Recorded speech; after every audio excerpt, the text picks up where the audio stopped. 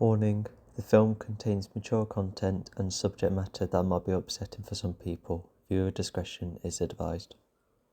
Hello, so before the start of the commentary, you'll see why, or I'm about to explain why I've gone from Unbreakable and straight to Glass, and which means not doing a commentary for Split.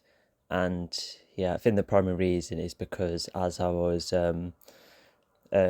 starting a commentary for it, I couldn't really say anything that would have stand out compared to the many like explanation and breakdown videos that that are already around. So yeah, it's just I wouldn't know how to make that commentary stand out. But as I've mentioned in the Unbreakable commentary, there is like plenty of breakdown videos and where they break down editing, camera shots, and on the wide array of just like various other topics. So yeah, but regardless, so the Unbreakable one, as you've seen, is out, and yeah, just about to watch the one for Glass, and I would suggest watching both films to get more of a understanding of Glass. But Glass, I think it probably helps catch you up with some of the events of Split. But anyway, so yeah, I just thought to give you a small heads up before continuing. But anyway, so yeah, we'll go straight to the commentary. Hello all, welcome to the last of the trilogy. So we watched Unbreakable and Split, and now we're on to Glass, which subjectively is possibly my favourite out of the three, but Unbreakable is still the best one out of the three in terms of the writing and that. So yeah, it'll be a very interesting trip. Not the best word. Experience here, and see what this film is like and how it holds up. So because there is some bits and bobs which I've spotted, but I'm going to go into this film with good faith and then see how it goes. So watched the first two films recently, and so yeah, let's get going. So this one is on Disney Plus, unlike the last one. So we'll go in 3, 2, 1, go. Yeah, I think it's different production companies this time. Oh, we're going through the Universal logo. This was at one point. This was like my one of my favorite ever films. It's just the idea of having this facility to try and contain these human forces of nature. I found really interesting about it.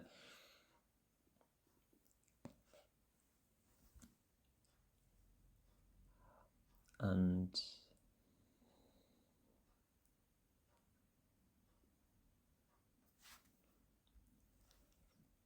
so this introduction, this first few lines of the dialogue, so that already hints of Dennis's own unsure view of the beast, because this is what this film kind of confirms, because we couldn't really cover everyone's. Actually, no, I don't think Dennis spoke at the end of the last one, but because despite Dennis being quite forthright, he wasn't keen on what the Beast has done, and Patricia's trying to reassure him, but now they have a whole new set of people, and we can assume that the others have got hold of them in the same way, how Casey and her mates, were kidnapped. So it'll be like a similar scheme. Yeah. This score piece I quite like. It's called Physics, I think, spelled differently. And it's somewhat like it's almost like yet another supernatural theme, but a bit more ominous and quick, because it's played again at like the final battle. Gosh. I say Was James McAvoy the first in the credits? Well, he is the has most screen time after all. And so we have these guys messing about, with recording, and from how they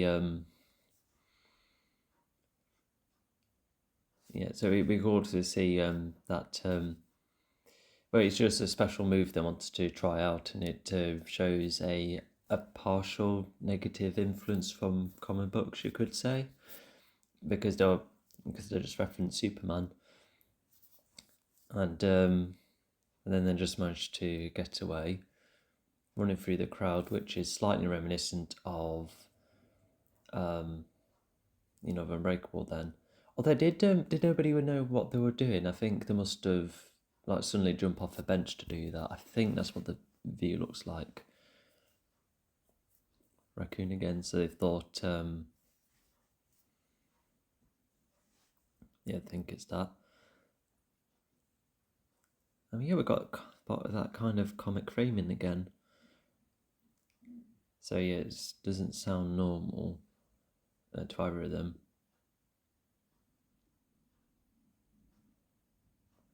Keep that line in mind. So David still approaches houses if he needs to. Although this one has gone for a more strategic approach, and he's created a distraction. He's turned off the lights. She managed to get rid of him without a problem. Now he looks more like a silhouette.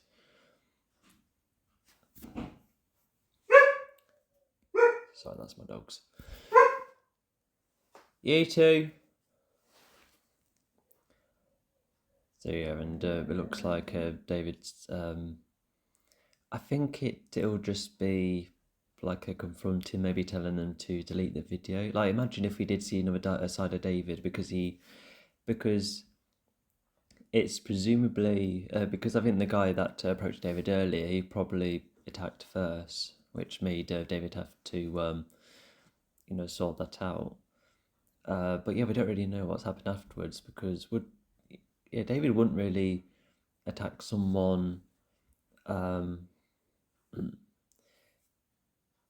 not after an act like that, because they're only recording for a video. So I think I would have liked to see David be like, delete the video now and don't do it again, something like that. But and he doesn't put a voice on, as we find out later on, so he would have to be careful of his identity unless he's really relying on the HUD and the darkness.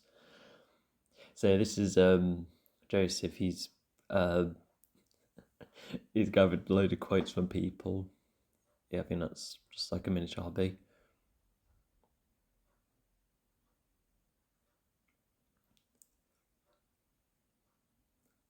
And so it must have been spotted he must have been like seen from time to time, but now we've got like more of a confirmed sighting. And I like that exchange, because they're both adults, focused on their own little hobby, to do some good. And Joseph's he seems to be a very computer geek. He's just he's researching the kidnapping, and now he's using a type of theory which can help locate when the new Haphazards are at. The zoo's mentioned. Yep. So because that's where Patricia and the others were hidden.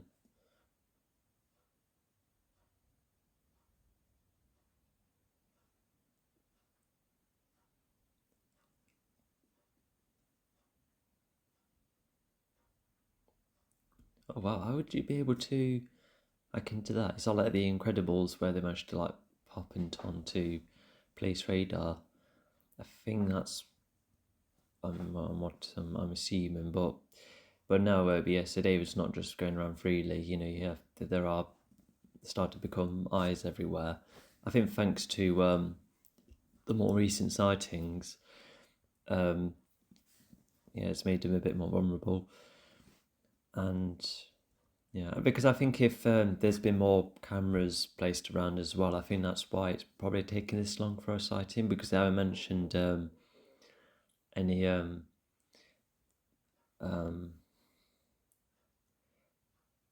like any other like prior sightings. Like there's probably been words going out and about, but now the news is like really highlighting. Yes, we've actually seen them once. Oh yeah, in the radio, yeah, there was talk about the opening of the new tower, so that adds to it. They're just like some extra information.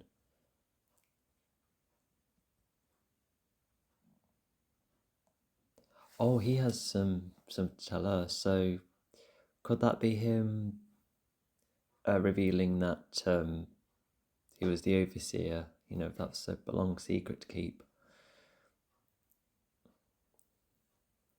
Yeah, I think that's what it would be. So I think the way he was like settling down in that, it's probably like a way for he was probably being aware of the police, and he's probably missing or well, yeah, most definitely missing Audrey as well, because it sounds like what's happened to her was recent.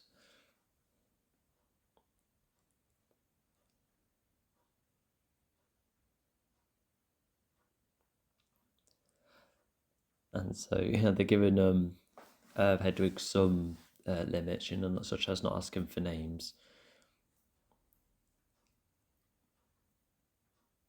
And Hedwig just casually outlining the why they're all here. Thinking that they've not been through anything.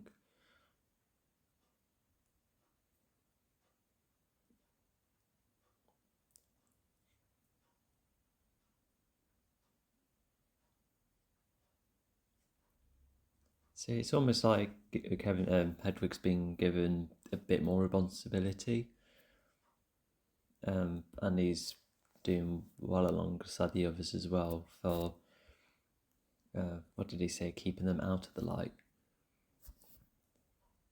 Yeah.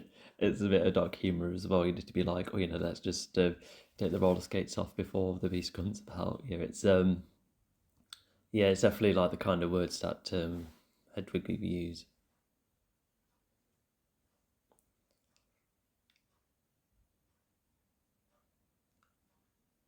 And yeah, so I think who M. Night was talking about then is he would have been referring to the woman in the previous film. Although it's quite so they're selling cameras despite keeping the overseer's identity hidden. Um, I guess it's just to help with help with the protection, because they seem to be doing well with keeping the overseer's identity hidden.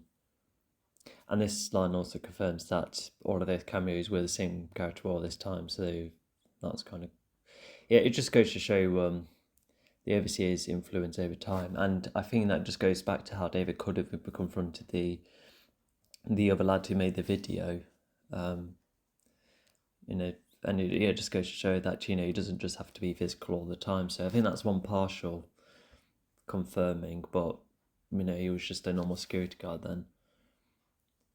So there's no news for what Kevin actually looks like alongside the other personalities. So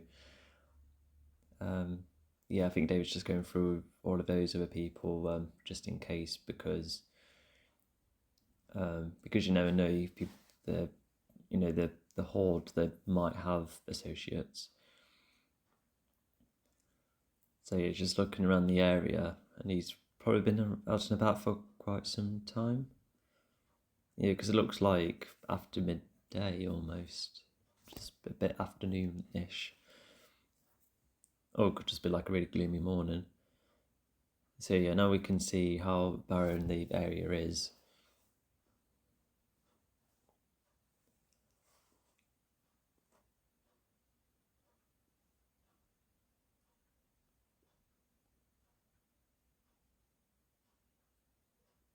Inventory, so that's just talking about make sure that the store has enough to work with.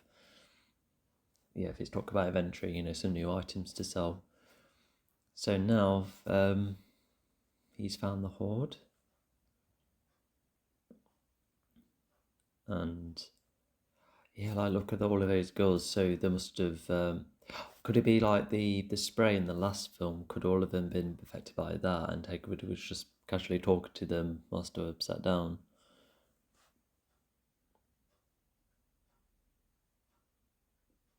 The red clay. Oh yeah, there's that clue later on.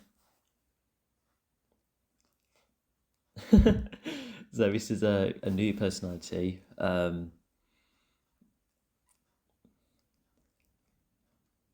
I think I forgot this one's name, but yeah, he's since he likes his music, and because he does have like some similarities to Hedwig, but the way he spoke just then, he had to less that lisp. Oh, look at that yellow! It's like really striking.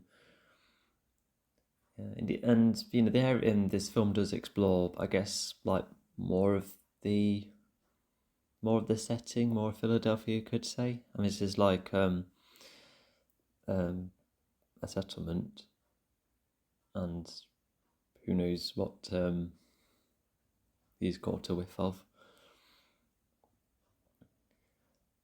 Yeah, I think he. I don't think it really makes a difference whether he should be on his own or not. Um, but the beast does talk to them. Oh,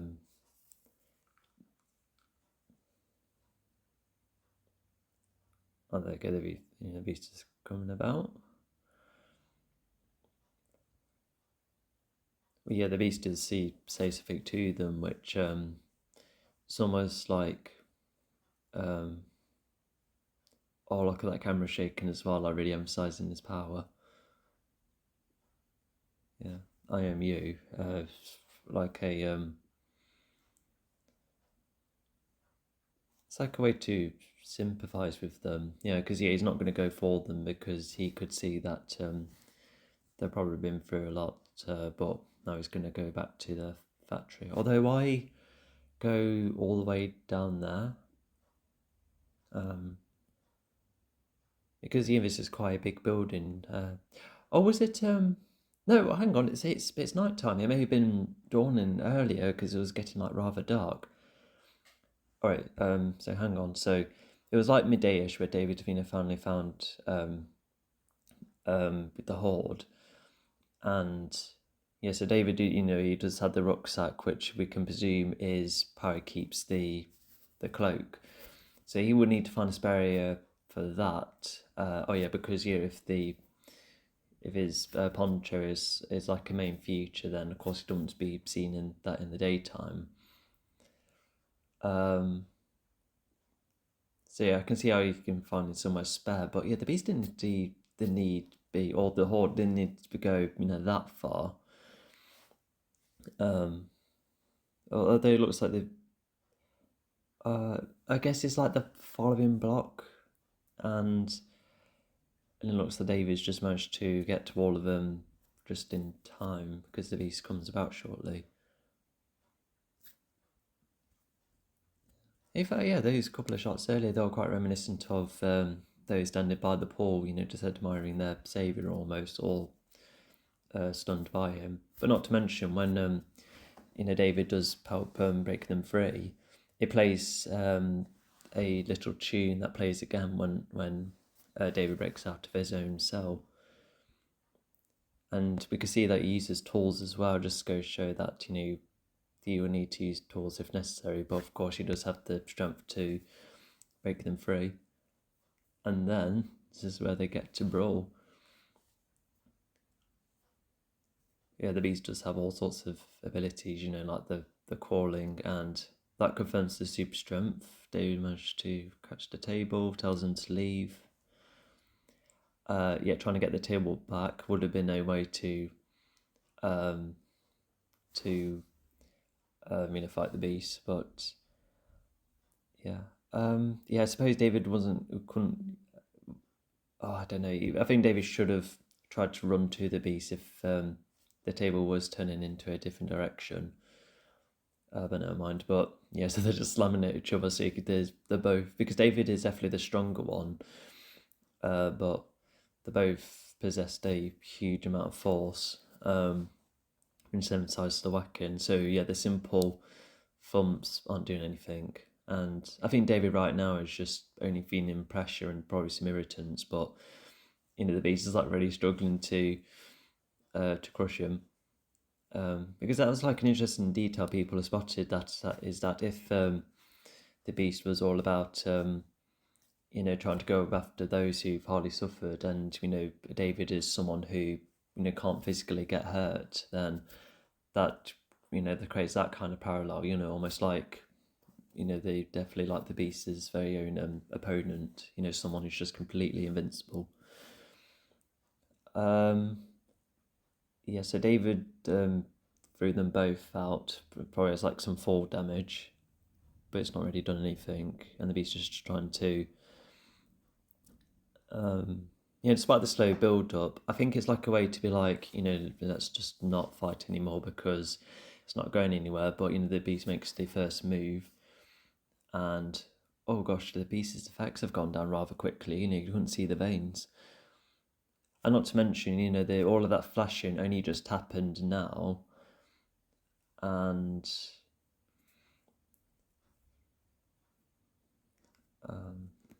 oh yeah, Resberry just woke up. He doesn't know, he doesn't know who that is.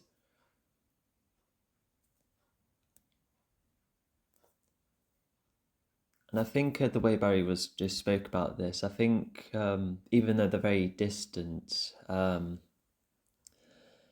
it's almost like Barry has some awareness of the public being like, oh, they probably know about us. Oh yeah, as confirmed in the last film, and so that's why Barry says, oh, we need to keep Kevin out of the light. So he's Barry's already trying to explain that there's multiple personalities in that one individual, and yeah, it's like Barry trying to emphasize that that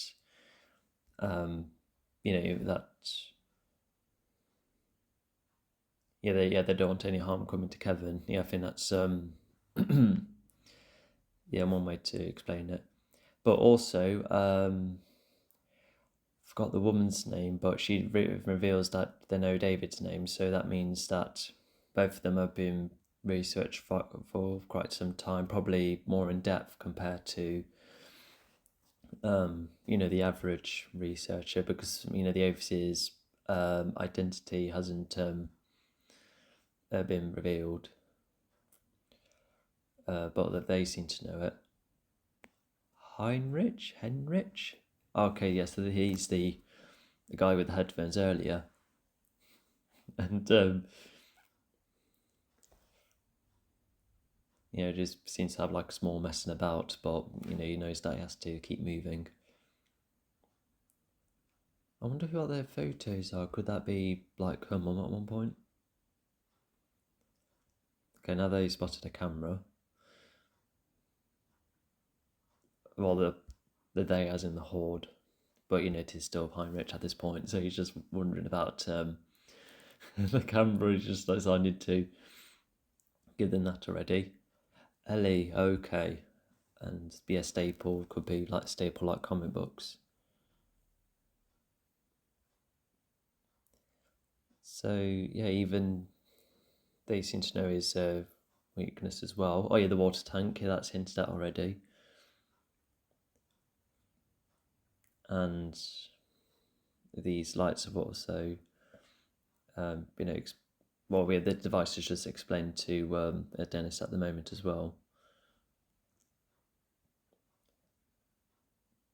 So yeah, there must be some kind of motion monitoring.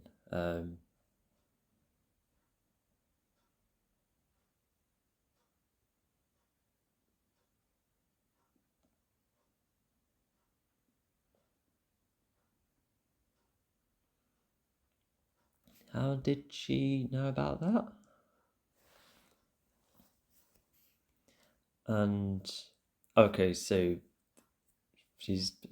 they're testing the a device. Yeah, both the Beast and Ellie, seeing if these light devices, do really work as well as they're doing. Yeah, they seem to be really effective. And David's first concern is making sure that the Horde is, kept in a particular position.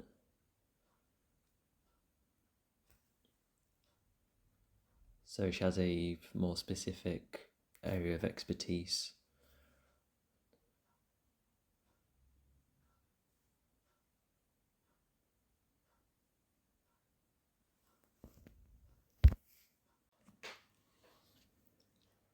Okay, so we have this shot which helps establish more of the place.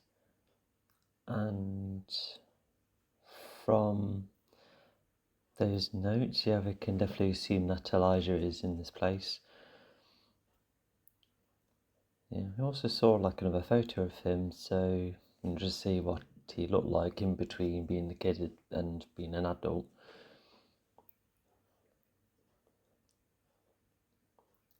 And this is definitely from Elijah's perspective. Oh, you can see some of the scars there. Like, I remember the scars on his head, which we'll see later on, but... because, yeah, it's not just the facilities. It probably would have been operations because of his condition. And so he's been told about other people being in, and I think that would spark his interest. But, of course, he will later find out that it's both David and Kevin. And there's Casey, very nice to see her again. She's walking around like she's, way more confident. Okay, she's needed.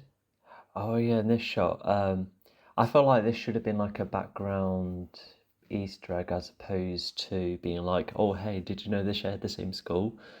Because I feel like that shot was shot with like a lot of emphasis being like, oh, remember that, but we don't really need to remember that them to share the same school. Could have been like something they talk about, but they don't. I guess it's just like a way to help connect both films, I suppose.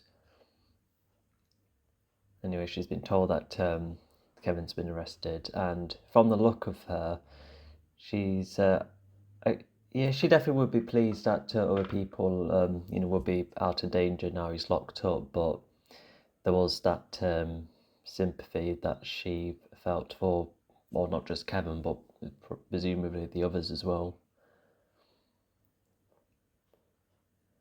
And that's Jade. And as you'll see later on, in the previous film where Dennis pretended to be Barry, the same happens here. I think it's Dennis again, who seems to be still good at impersonating the other personalities.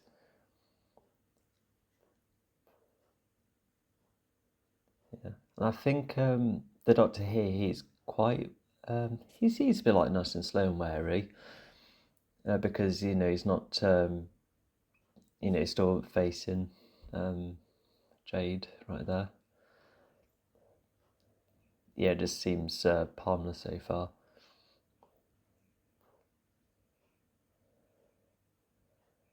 Oh yeah, which one's Orwell? Because we're introduced like the main ones in the previous film, but we do get to see way more others in this one. Not the rest, not all 24, but definitely a good majority. Anyway, so unless Jade is capable of that kind of I felt like an ambush like that. Oh yeah, this is where we get to see way more personalities. But yeah, what flickered the light earlier? Was it like the sort of movement? What made the Doctor look away again? I'm probably might have to look back on that again.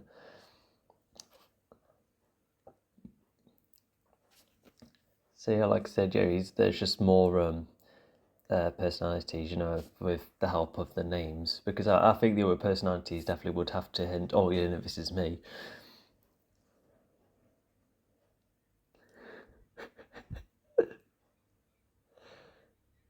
His vocal voice is like so good. He must be like one of the best actors to do this. Even right there, you're just focusing on the Doctor's reaction. You know, even the voices unknown are able to be distinguished. Like he's almost like a very extremely good voice actor, pretty much. Oh, and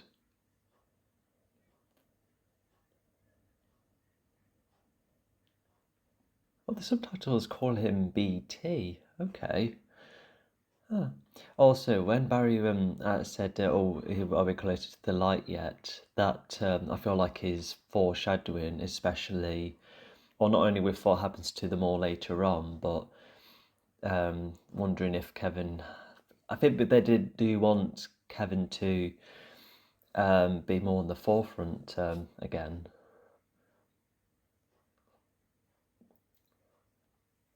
Yeah.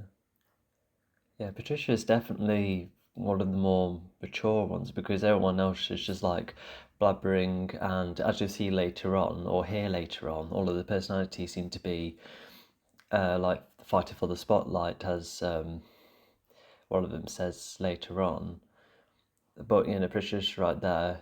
You know, she asks a general question, and then she's like, you know, you can step over the controls, you're fine. You know, she's kind of accepted that they all have to, you know, stay put. And you know, it just goes to show that they're wondering about David as well. You know, because if they do like pass over or communicate about the experiences, you know, the Beast might have told them all in some way. Oh, you know, this guy is like superhuman. I couldn't hurt him at all. So that yeah. So a majority of them would definitely be wondering. You know, definitely Patricia right there. She's pretty much going to represent everyone's viewpoint, and they're just wondering who David is. Anyway, so this scene is pretty straightforward. I think what I also like about this scene, so it helps catch up with what Elijah's been up to. You know, he's been. Well, hang on. If Elijah has been mimicking with various bits and bobs behind their backs, then I suppose they still have it on watch, or has he not done anything too damaging recently? I think they must have performed procedures like across the building to make sure he doesn't like hack into anything, but as later find out that doesn't become the case. Yeah. And Elijah's mum, Mrs. Price, okay, that's what she's called in the subtitles. She's definitely aware that of what Elijah's been doing, you know, in the events of Unbreakable. You know, they're definitely wrong, but she still wants to be there for Elijah because you can't leave Elijah alone. You know, he does need to some kind of comfort from his mum. Oh, that's where they see each other again. Wonder which personality that is. It could be. I don't know. It had like quite a firm like walk there. Could it be like Dennis? Um, or I don't know. It seems to be what it's like. Oh yeah, right there. So they're demonstrating um the water defences. Yeah, David hasn't done anything as we found out earlier, but yeah, it is at least a demonstration. And also, this cell is designed for him. You know, with like the draining and that, unless maybe it's like for another entity, if because you know we later find out she's part of a entity hunting clan. Like, does that mean if there's other supernatural people, would that mean there's other people like David, you know, with the weakness water? So yeah, you can see he's a bit traumatized by the water, and you literally later find out he does struggle to yeah, just having to sit down right there. They could say it's age, but it's only been 20 years later. Yeah, does she say something about yeah, she's because I remember watching a video where where the guy he says, well, the YouTuber, he says that the clan, um, like the clan is similar to what Elijah was talking about in Unbreakable, where there is like a clan of some kind, well, only just like talking about in the comics, that they expose weaknesses to make superheroes feel like they're not superhuman. Like that is quite a connection. That's like the best assumption, or like the best theory to come up with to explain why this clan exists, and also why Elijah is aware of this unity as well.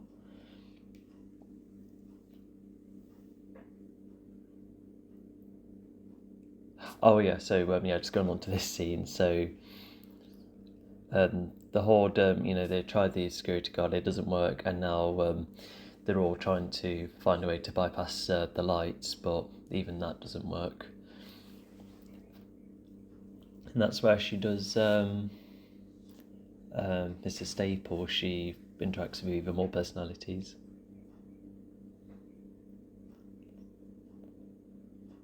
And the Horde are definitely sold with the idea of, the Beast is like the ultimate entity that no one could defeat. I bet like the Horde must have felt like almost like unsure, being like, wait, hang on, we have like someone who's at a similar strength level to the Beast, which I think will puzzle them, confuse them, worry them.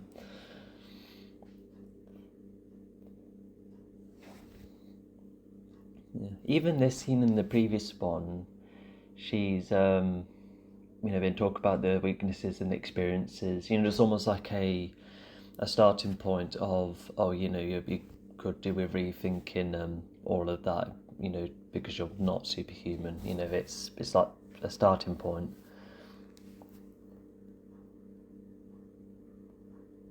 Also, this personality switch right there. It's like extremely seamless, not just on the acting side of things, but if you remember in the previous film, the way they're fighting against the light, you could say, and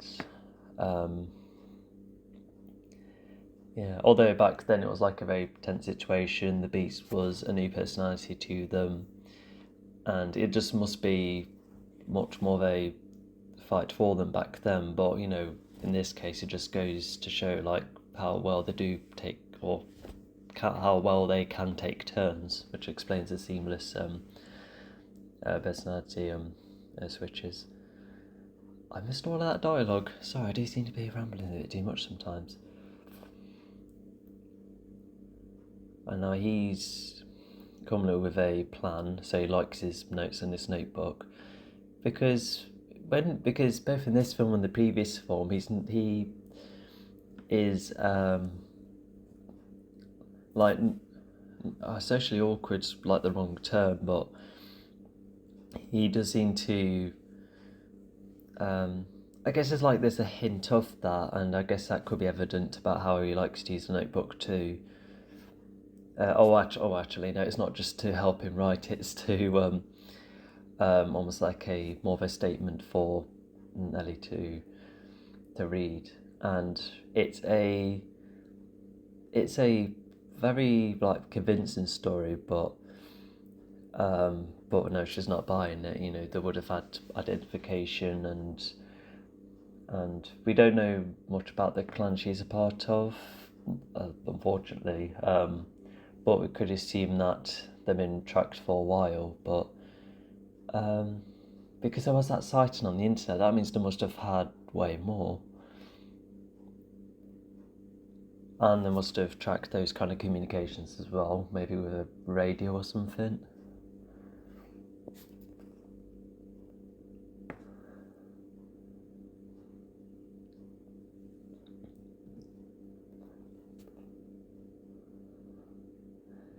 Yeah. Even if this doesn't get brought much, I do like how it is talked about how David is a vigilante, and how he's responsible for what's been happening. Well, not only taking down bad guys, you could say, but with the girl that was injured in the latest incident, Yeah, I think it could add to yeah, because it's not a argument against being supernatural, but it does add more of a reason why, or like a trying to be a convincing reason why, David shouldn't be a vigilante. It's more of a grounded reason why he shouldn't continue what he's doing. But even right there, she's even talk about the possibility that maybe Joseph still likes to believe his dad is special because of what's happened to Audrey, which is like a real shame. And then this camera shot's talked about his perspective. It's not quite upside down; it's nearly upside down. He seems to be quite affected.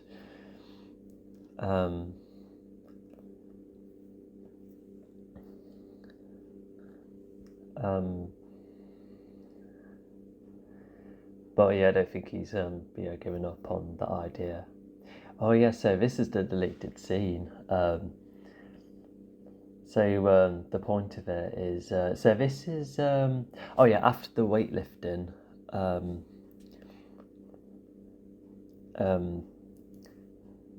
So apparently at one point they had to talk about how David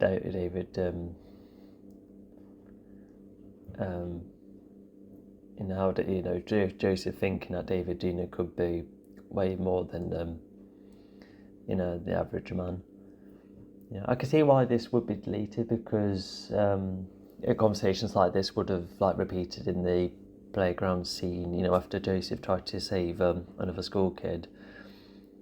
Although right here, it suits this film better as like a flashback, because it just further shows Joseph being so keen on the idea, and with the flashback, it's I guess it could represent how Joseph still wants to find the answers despite what Eddie has said, or maybe there's a severe kind of doubt he's had, or just looking doubting his younger self, perhaps. There's many ways this flashback could go about. Also, this is one of my favourite Casey scenes. Casey? Hang on, did I Casey? No.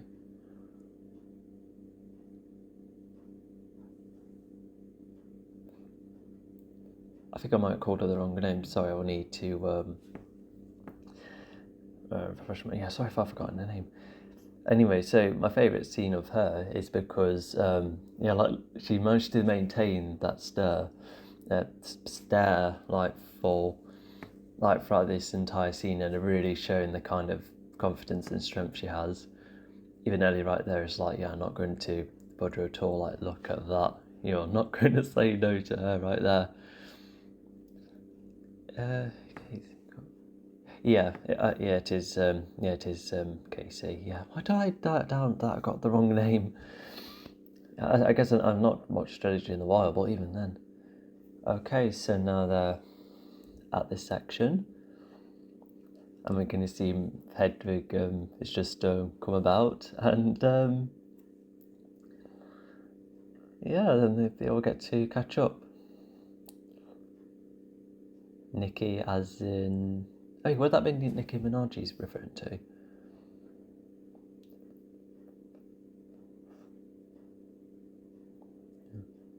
And for the Paul to, bring up the whole comic book aspect, because when you watch Split, you wonder, how is this comic book kind of theming going to fit in? And the way they do try and think and talk about it, and what information they've been given by Ellie, it does help fit them into the Unbreakable universe. And they could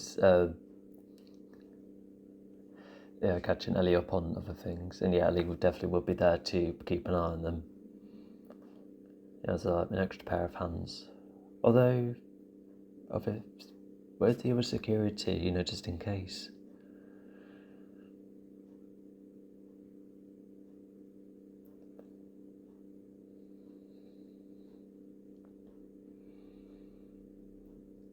Oh wait, hang on. So this shows that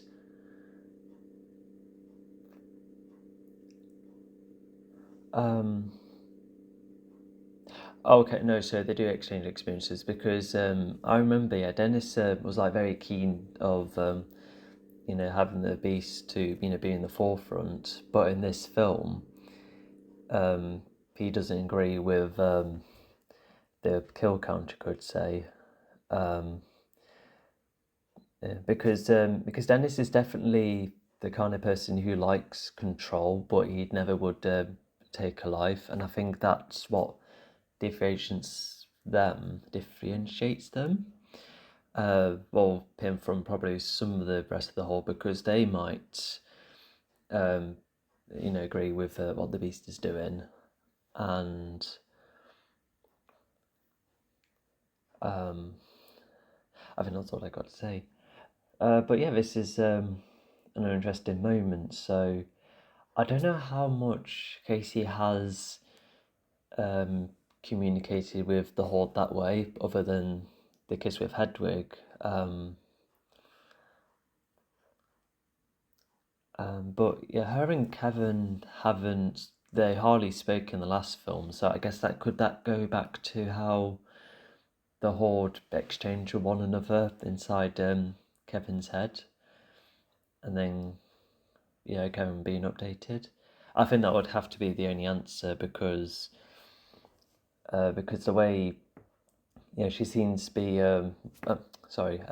Kevin right there, he seems to be um, pleased that Casey is um, stood up against her, and despite Kevin being brought back in that way, it still shows that Kevin does not have a um, not strong enough to be in the forefront, compared to Patricia, Hedwig, Dennis, etc. And we can see that Ellie's picked that up upon.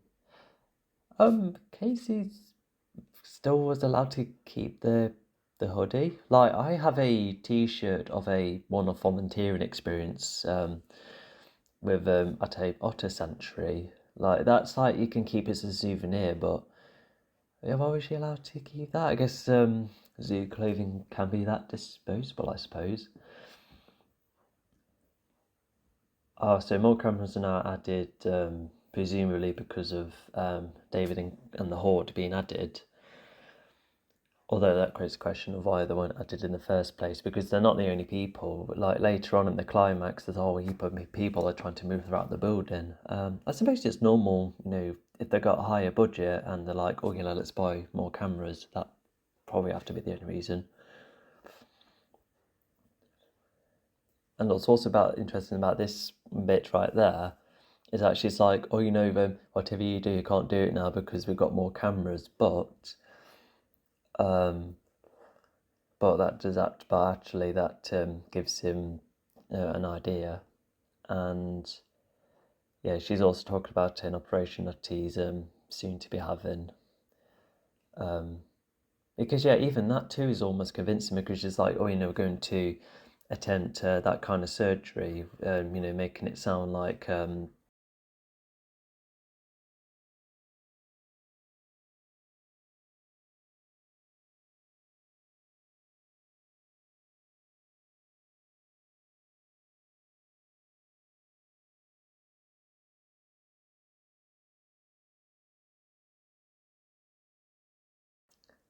so we can see that Joseph is very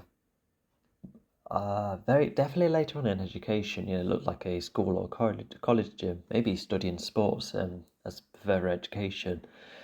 And seeing the weightlifting right there, it creates more of that diversion. If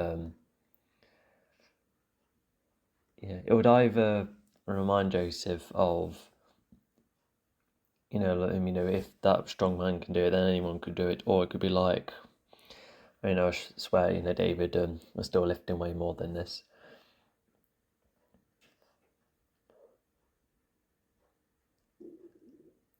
Oh, this is where Yeah. So Elijah later on is shown to hide the the drugs or the medication inside a part of the armrest of the wheelchair. So yeah, I think that's something he would have done.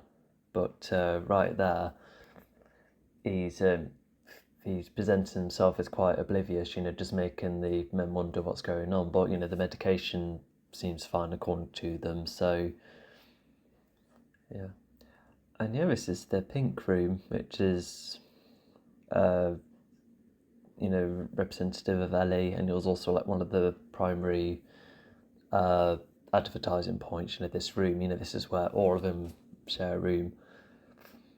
Even Bruce's delivery right there, they didn't quite sound. Actually, no. I can see David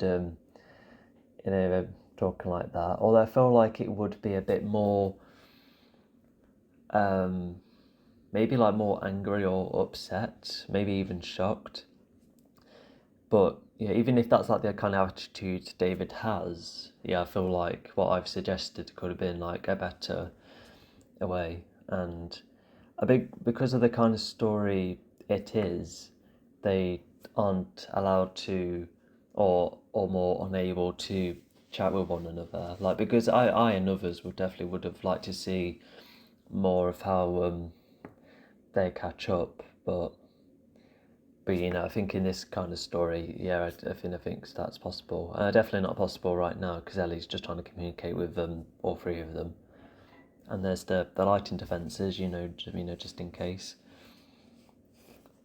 David's chained up, but is the horde chained up as well? And they managed to receive that document as well, which is evident that they've investigated around that area. So that's the full name.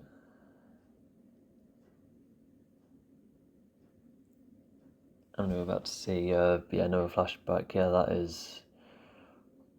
Oh my god, that's so hard to watch. Oh my god. And yeah, Kevin's brought back once again, and we can see that he's really like. Well, not only does he struggle to maintain the light, but it's he like really struggles to like it hurts for him to come back. So at the moment he's a bit puzzled. He's even wondering about where Casey's gone because Casey's definitely someone that he's never really met before. Because as far as I know, he had his mum and dad, and then the other personalities, plus the doctor. What was her name again? And even Ellie right there is talk about how Patricia's definitely the one to listen to because even David right there doesn't know what to make of it.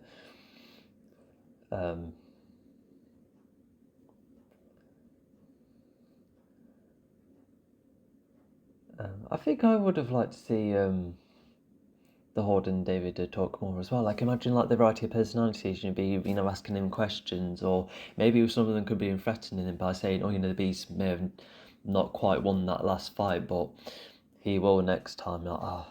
Looking back, I think that would have been absolutely superb to implement as well. But it's just once again like this is the kind of story it is. They could have tried to talk across the corridor, perhaps. Even right here, this is David's experience. Oh, yet again, so hard to watch. Oh my god, like the kids that had done that to him, they would have got excluded or something because that was. Oh my god, anything could have happened. Deep breaths, deep breaths. Sorry, it still gets me.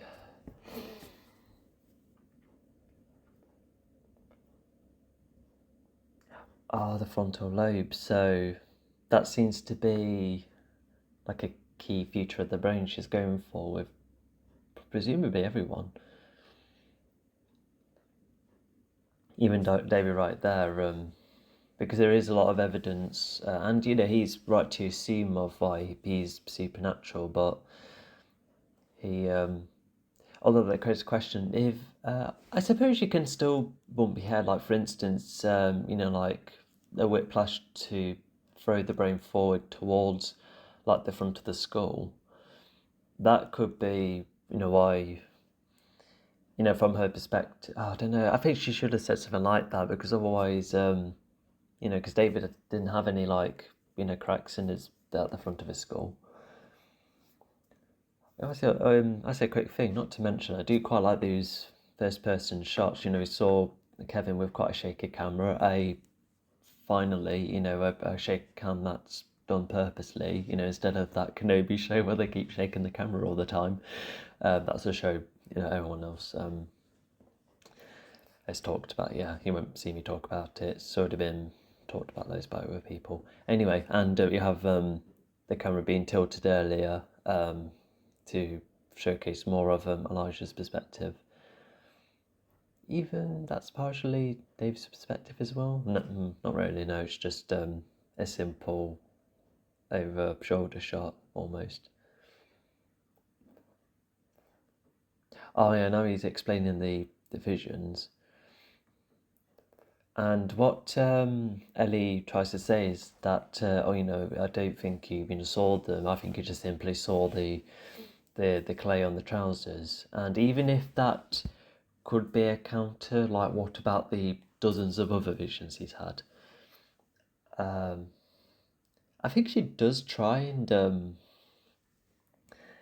explain,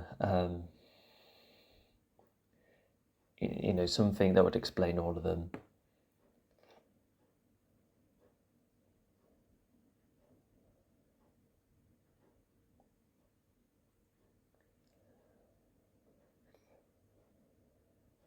Why are there clothes in a paper bag? In a professional service, they would have kept in there, like in a case or a plastic bag.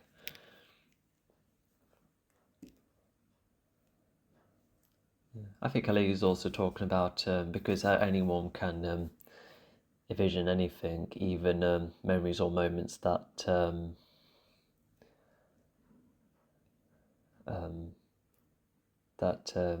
may or may not happen. Because for instance, when I go to my job interview and I try and think, what could the interview room look like, what the workplace look like, what the interview look like. I think that's what Ellie's trying to go for.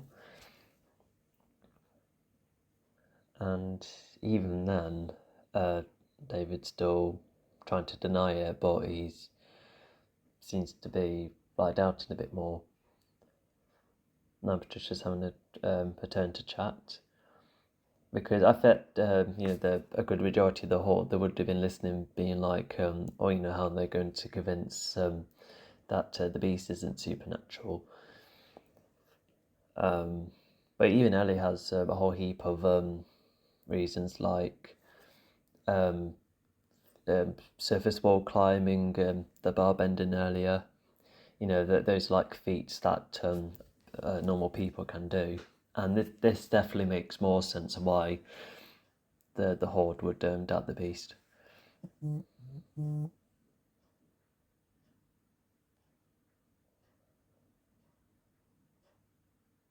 1874, that's a very long time.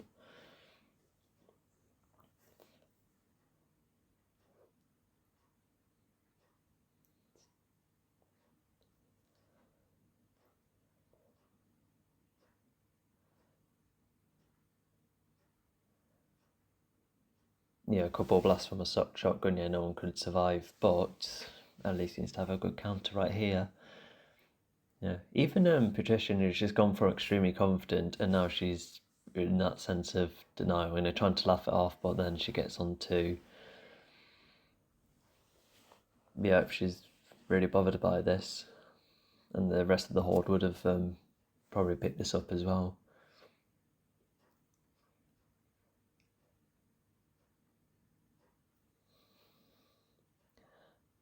As powerful? Oh, okay.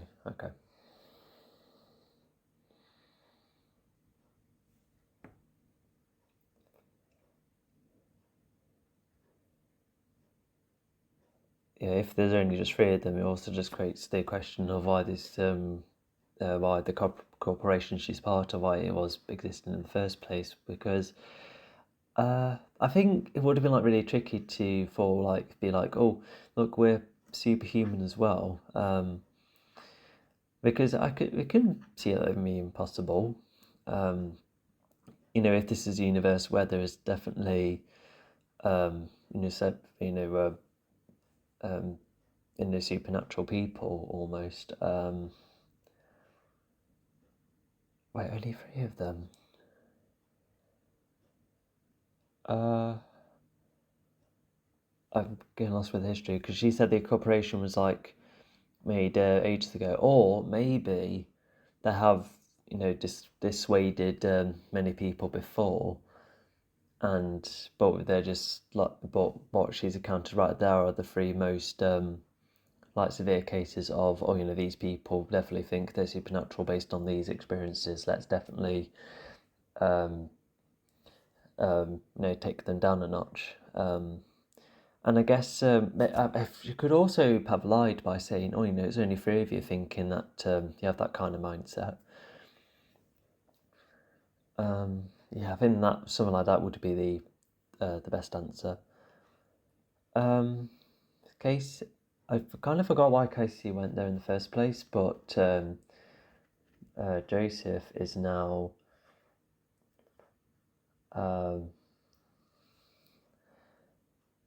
he's still trying to find answers, and I think right here he's just like performing a trial and error, being like, oh yeah, so let's see what else I can find. But right there, yep, by looking through the name and that, as you later find out, Clarence also died on the train, which that's like one connection he's made. And look how dark the room is. I think it's like night time as well. And even right there, this is almost like similar to the train shot with the reflection to the window, and you can see how distorted it is. And he's like really upset as well because he's away from Joseph. Audrey has died, and now part of his life purpose is being diminished by Ellie's words. And Elijah, definitely questionable with what he's been doing, but at least he gave David that sense of purpose, and he even brought it back for David, although spoilers once again, all three of them died at the end, but I think Elijah predicted that none of them were going to make it. Although that creates the reason of, but Elijah didn't predict the water thing because both of them were. The Beast is the only personality immune by bullets. So I guess there is that, and is that what Elijah predicted? We'll put a pin on that.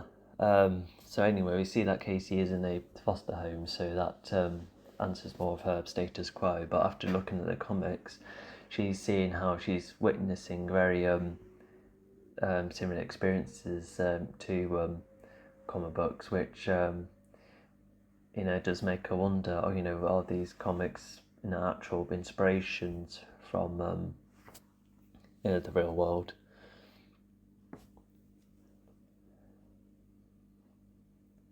And this bloke is presumably on a night shift, wondering, just make sure everything's in line. And I think with what happened earlier, he's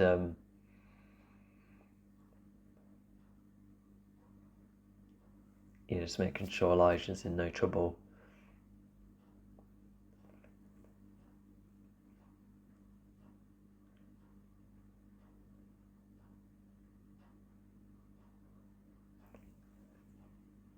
Now, what this bloke is about to do is rather mean, almost like threaten to injure.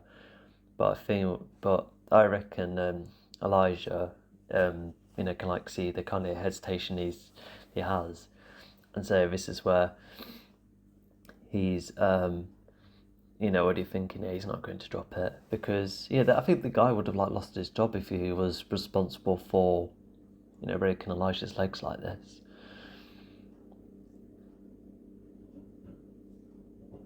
Yeah, not even flinching. Oh, well, that's kind of a funny edit, the way the torch transitioning. But yeah, I think at the moment he's probably assuming that Elijah's just like really like deep thinking, but probably like more so trapped in his own thoughts. So I think that's making the guard feel like he's. I don't think he's really up to anything. Sure, like the open door might have been questionable. If we could assume that it's like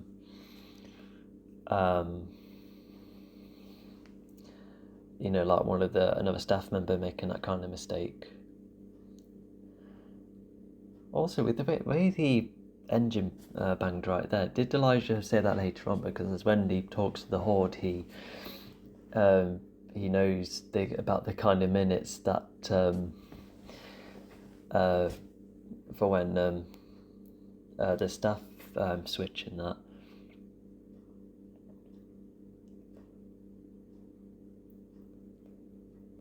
Even the conversation they have right now, it is just a normal conversation about fitness, but I think that still talks about the theme of human capabilities. And even right now they just talk about diet and exercise, just very basic things, and I think that could add to more of the idea of are these people superhuman or not. And also this is the first time Elijah is not in that facade, and the first time we see that is through a computer screen, just really showing what kind of intention he's having at the moment. And I think right here he's just catching himself up, presumably a bit more, because that sighting was recent. And is that just simply catching up? I'm not sure, but the Horde is definitely will be new to him. What does H mean? Like some more in the background more than others? Is that what H means? H in brackets? Oh, I'm not sure. Now he's read about the beast, and right here, P.T. remembers Clarence was one of the victims from the train accident. Oh, does he read it right there, perhaps? Oh, okay, I think he read it right there. Because I swear last time I watched this film, he managed to remember everyone that died on the train. I thought that's what happened, but no, he must have read something that helped him connect the dots, similar to Joseph's research.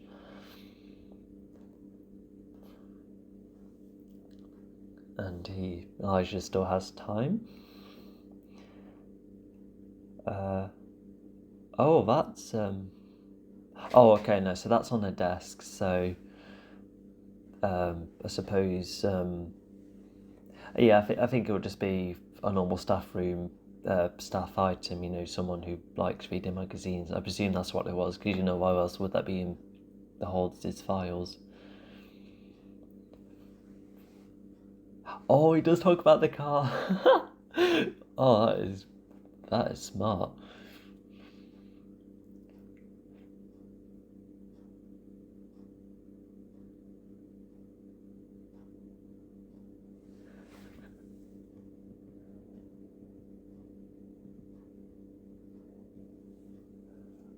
Wow.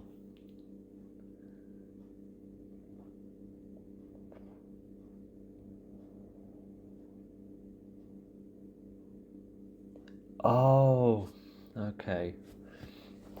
So that answers the drug things earlier, presumably. But also where Patricia's really surprised with, this facade Elijah's been putting on.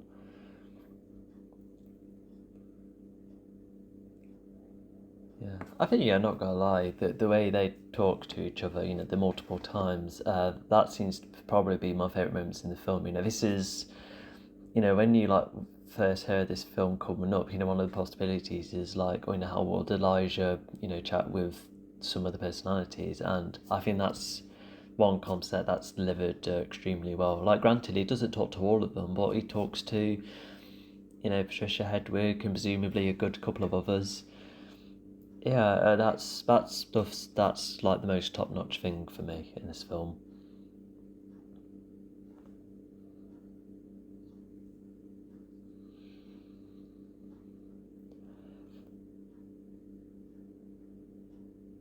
And Elijah's emphasising more of the comic connections that the Beast could have to certain comic book characters.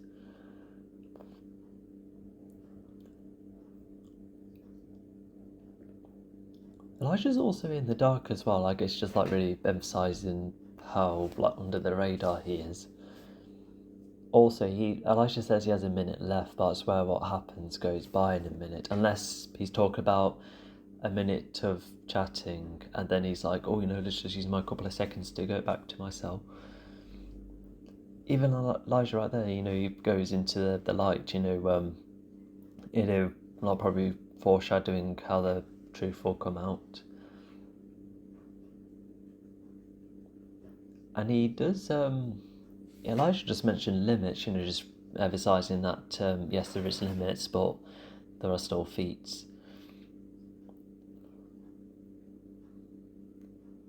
Yeah, because Ellie may have, tried like science and reasoning, but with Elijah right here, someone who seems to be far smarter, you can see why Patricia would. Oh no, she doesn't immediately believe, because in the corridor later on, she's like, "Oh, please be." And then, I believe you are supernatural. Yeah, I think that's the kind of mindset that she does gradually have over time, and presumably the others. Glass. Really good delivery.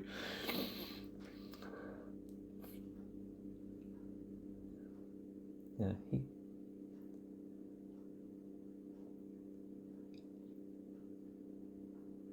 Even right here, even though this could still be his reaction, suddenly waking up, but I feel like he could be putting this on to make the others think, oh I'm absolutely naive. Please don't do anything to me. But because this is the like other than the times where he gets like generally injured, this is the only time we see him in this kind of worried state.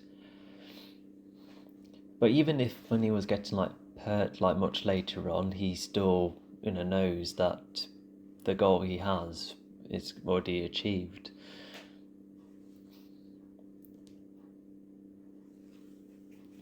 So this is the procedure that was spoken about earlier. And he's slowly dropping off.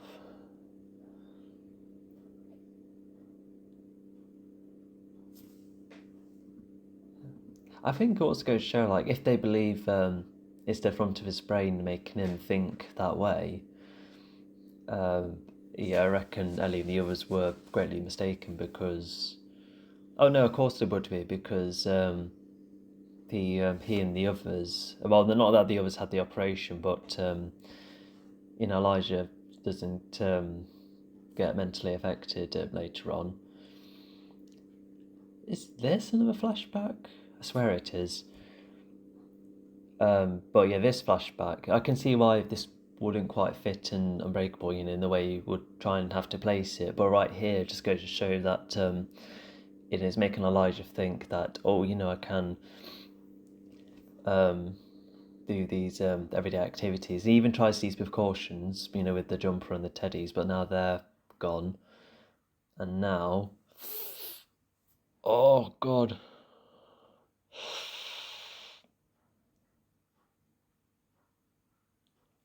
Oh, no.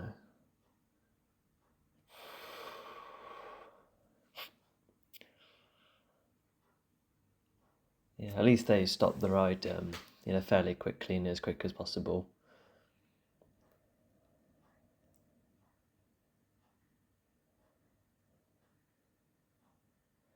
Yeah, even with that memory and well the flashback and even the portrait, I think it just goes to show Elijah looking back. He does seem to be the kind of character who does look back heavily.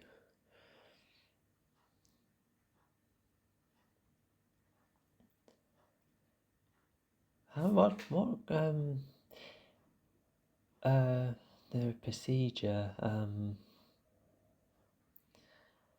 sorry, I just got a bit lost in this case. So anyway, he's dropped off some food, and I think it's like the early morning. Oh yeah, I think it is. And then the guard realizes that the pictures look a bit crooked, and I feel like it probably would be further away, but if Elijah has been, motionless throughout, then you can see why the guard would probably be, trying to have a go, like having a chat at a closer proximity. No, at just like a closer range. But that's definitely like a very brutal thing. Like you see what happens later on as well. Was that as part of the tray that? Oh, Darren, is he the name of the guard? Okay, I don't. Oh, did Wait, hang on. Why did he say his name a second time? I'm a bit confused why that bit was stated again. But now the lighting is more yellow. That to me emphasizes more of the beast coming back. If yellow is the horde's colour. And right there, I think is a type of lens which... What kind of lens would that be? I'm not sure. Even in one of the...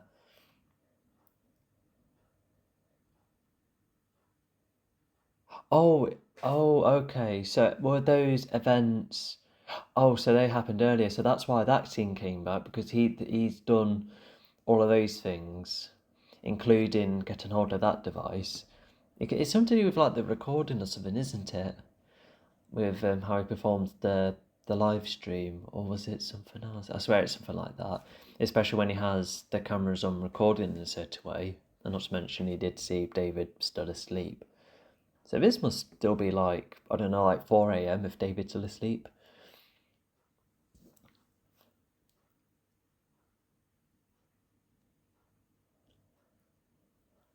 I remember M. Night Shyamalan saying that personality was based off someone he knows, where he keeps spoiling the ending of films. And this is even like more personalities that are getting explored. And Elijah knows how to communicate with everyone. And Elijah shares more of his interest in art. This is the only time it's referenced, but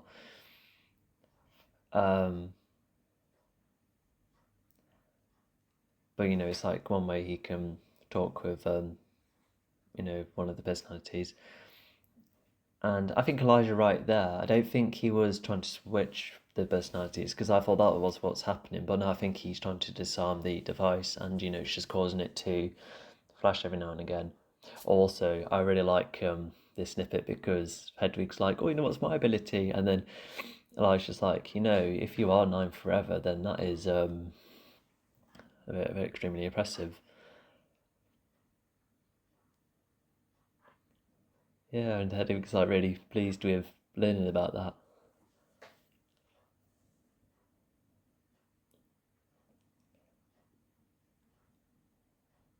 And presumably the rest of the horde are ready as well for yeah, because at this point they're just simply breaking out. All right, back to the surgery.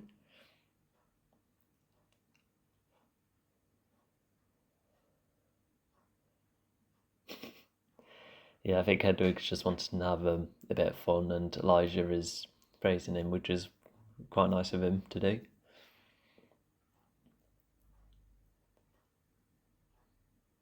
And yeah, now they know what to do. We would assume that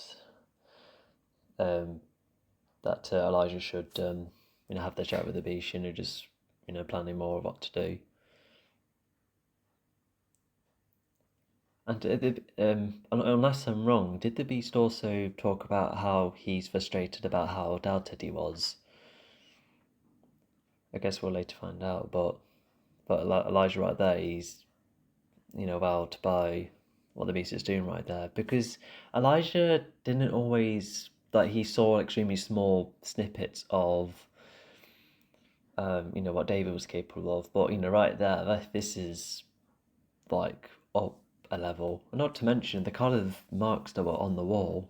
It's like the whole, is it brick or concrete? To leave marks like that, because you won't be able to chip off metal with your hands and feet like that, right?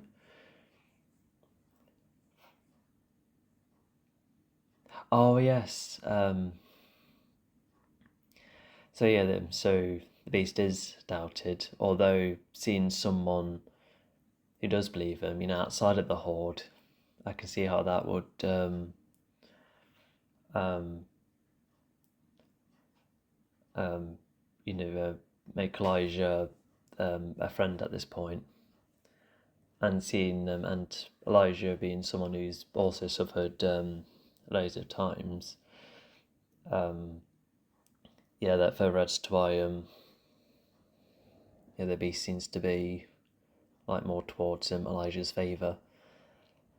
The comics are brought up once again, and now Elijah's about to talk about his plan, a plan which isn't quite what it seems.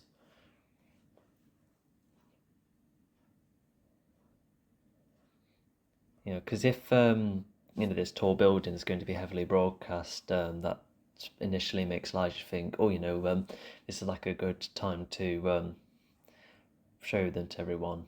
But once again, that's not quite what it seems.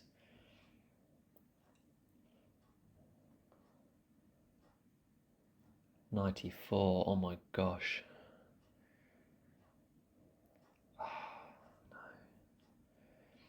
And with and the Beast is stating similar words to the last film.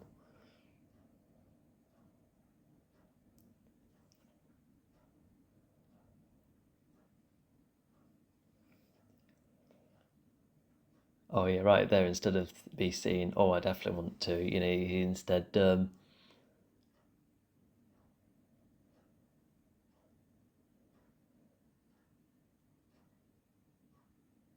yeah, that says a lot.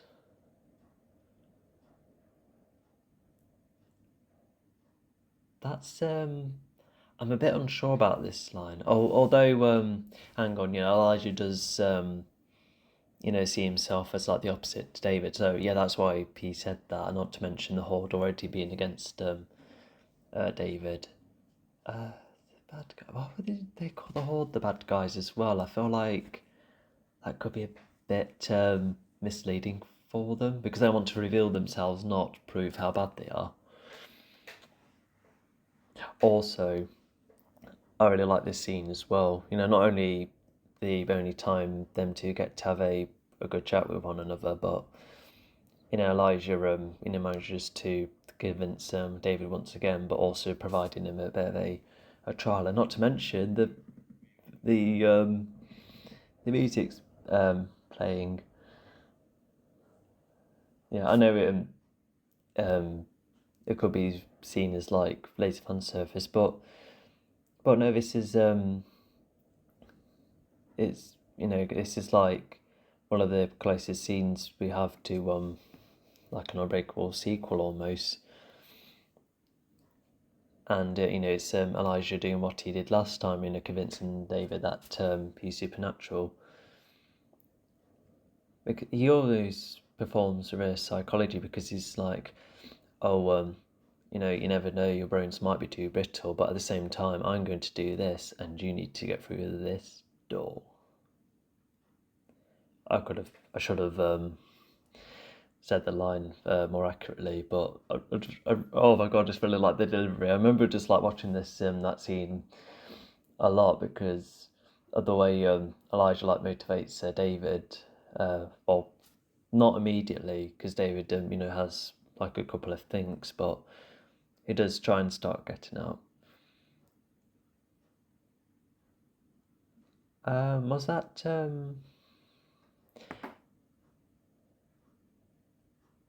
that was either the tray taken to Elijah's cell and then brought here, or was that meant to be a staff meal? Or no, something's up. Only you can still see David in a still thinking as well. And the TV broadcasting shows the building still about to most open anytime soon. When was the last time we had in the UK or US, or just anywhere else in the world really? When was the last time a new building had like a grand opening? I don't remember the last time actually. I've seen like adjustments, like adding a new memoriam, but a new building. Okay, so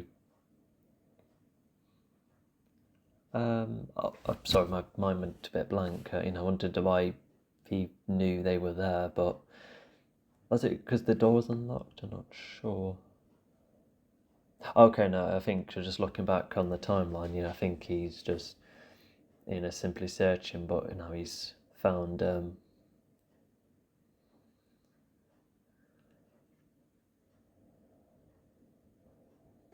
Oh, look how slow and sleek that is. Soft thud as well. So that's either the beast recognising the scars from earlier, or Elijah could be like, hey, this dude nearly broke some of my bones. And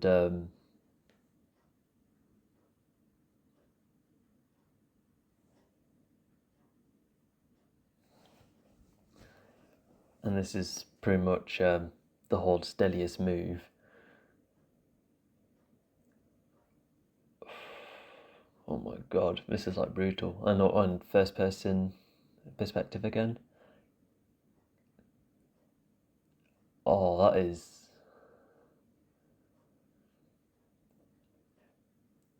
Yeah, Elijah right there, he sounds like an extension of the Beast's philosophy.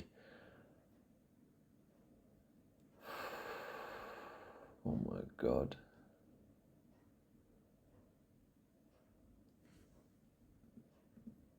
Yeah, Elijah right there, he's like showing some kind of disappointment towards the guard, and the Beast is just then trying to finish him off. Because that's what apes do, that kind of thumping with hands together. And the Beast also seems to be happy with a temporary switch to go for a certain direction. Alright, and I was going to try again. Oh, I can hear the sound. Yeah, it doesn't seem he would have been like perching himself. So I think that would have been like, oh, that's something. But then he sees a dent in this metallic wall, or door rather, and he is still superhuman. Eddie was all wrong. That's presumably the third one. Who knows how long he's been doing it?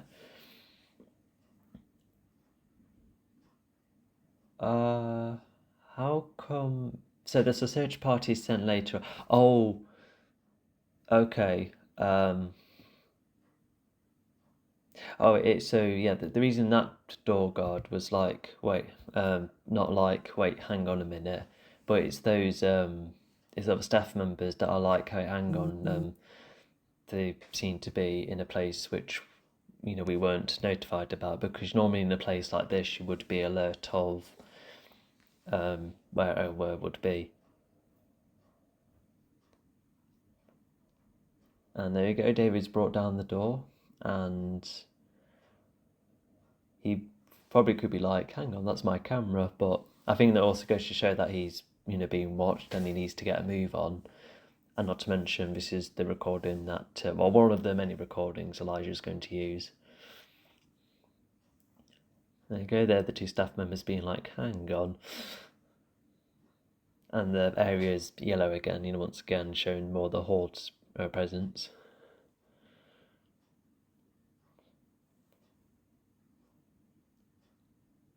And yeah, in this scene, all Casey's found out, well, not only about David, but he's just focused on David, despite what's been found out about Clarence. And then, Casey's found the comic connection, and they've presumably told Elijah's mum about it, which it's like an attempt to have them all go. And have them all go, or just having them all let go, perhaps. Yeah, I think that's what they're going to try and do, try and convince Ellie that she's probably in the wrong. Yeah, earlier on, David's like really guilty that he wasn't able to save that bloke in time. But not to mention, right there, that's him and Audrey's wedding ring, I presume. Yeah, just really showing that he's missing Audrey, and there we go. He's got the poncho back. It's almost like one of my favourite costumes ever, I reckon.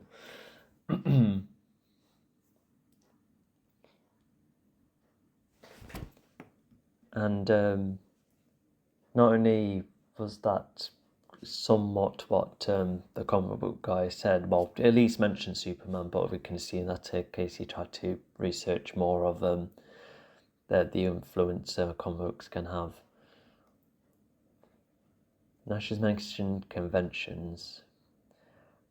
Just talking about how it is all fiction and that. And I think she's also mentioned conventions because of people pretending to be heroes, and I think she's trying to go for that kind of angle.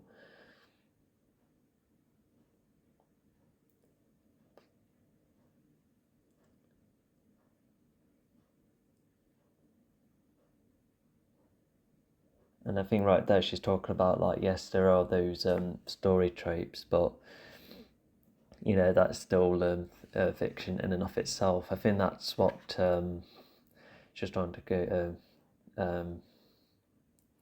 try to talk about, but that's not really budging any of them, and even Ellie presumably could be running out of answers. Alright, so they're going to enact yet another plan. They would have talked about how they're going to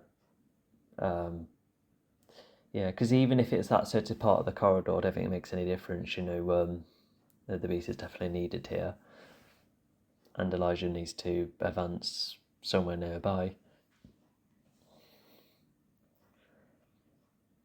Were they? I guess the guards were told that the beast was not that dangerous, or but at the same time, were they not told that if he does like fall on the floor like that, like be wary, get weapons out perhaps, as like a way to defend. Yeah, but it's not only the guard being down, it's also forward to our talk as well.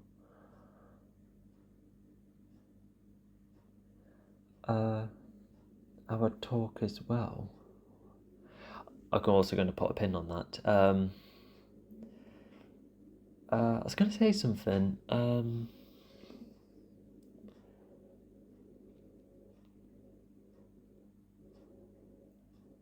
No, I forgot. Although she's somewhat worked out that it's almost as if Elijah's trying to give them clues, and now she's going to be like, oh, we need to even stop them leave the building and stop the information spilling out. But also, thanks to Joseph's computer skills, he's managed to somehow listen to a phone call. That is quite a feat. How would you do that?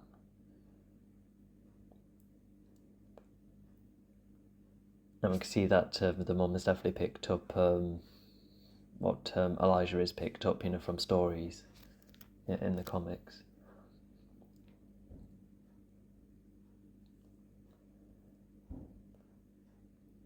Yeah, like the showdown could be made up of all sorts, like maybe one being defeated, maybe a lot of people getting hurt, like the showdown could just mean anything. Although I feel like she has like a more precise answer, as if it's going. Yeah, I'm gonna have to think more about that. So they, Okay, so this is like security arriving, and now they're in trouble. So when to see the beast turn over a car, like that is quite something. The guard would have already been dead. Why did she go all that way? I'm not sure. Oh yeah, in this part, so this is so unless Elijah told him to do this, I guess this is like a way to keep the people out the way. Oh, and even right here, he's oh, okay, so he seems to be happy enough locking these people in, but now he's really blind to what they're going to be up to later on.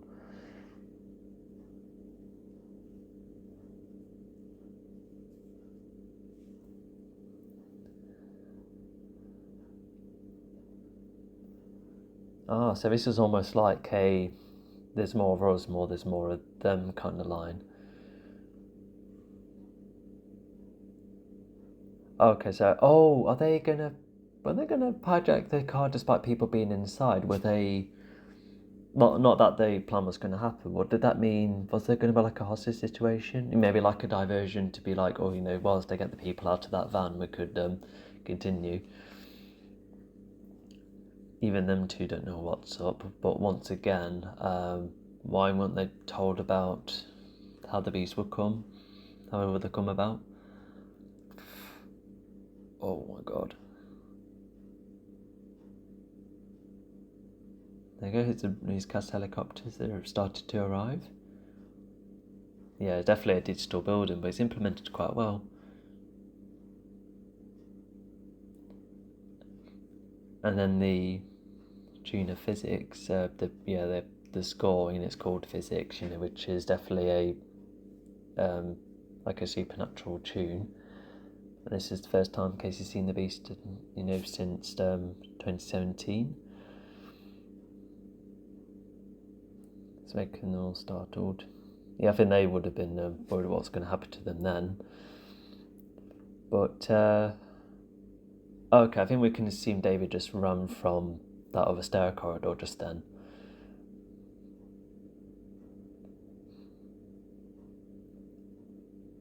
Again, I think some people have said that, audience members have said how daft he looks in the daytime because of how well he sees in the dark, which I can sort of see why, but the hero is needed, and this is how he hides his identity, and probably makes him a bit more present. Right now they're going to have a brawl, and even Dave right there, he's managed to dent that van. Oh yeah, these shots right there, that was done using a special camera device. I remember seeing some behind the scenes bits and bobs about it.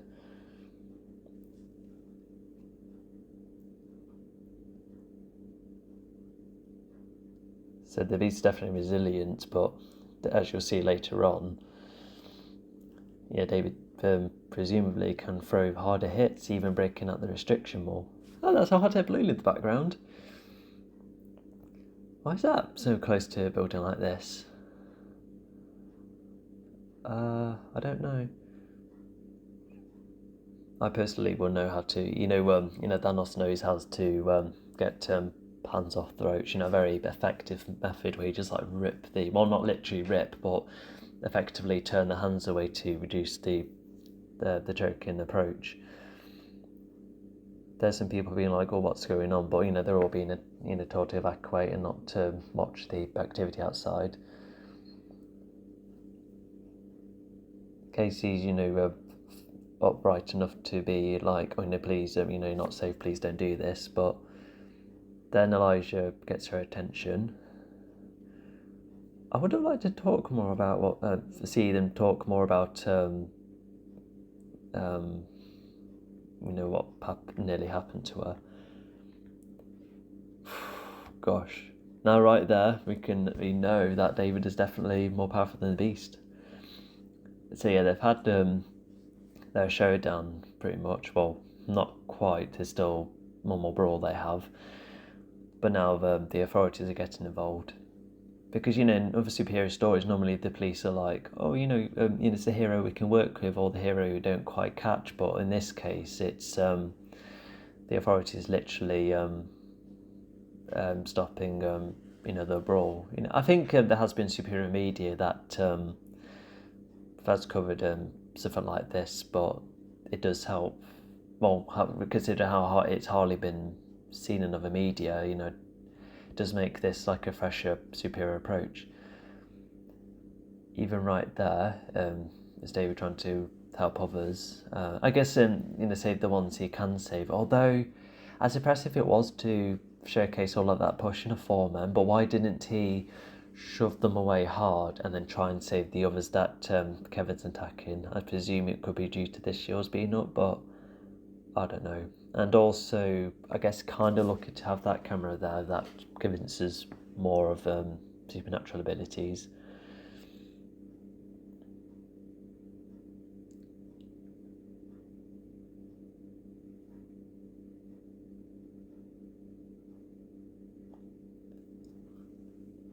Why won't it work out there? I'm not sure. But regardless, David's now saved them, and that has that little tune, from the factory. That was like him saving others kind of theme. They're definitely safe. Yeah. What else did Elijah talk with Casey about? But regardless,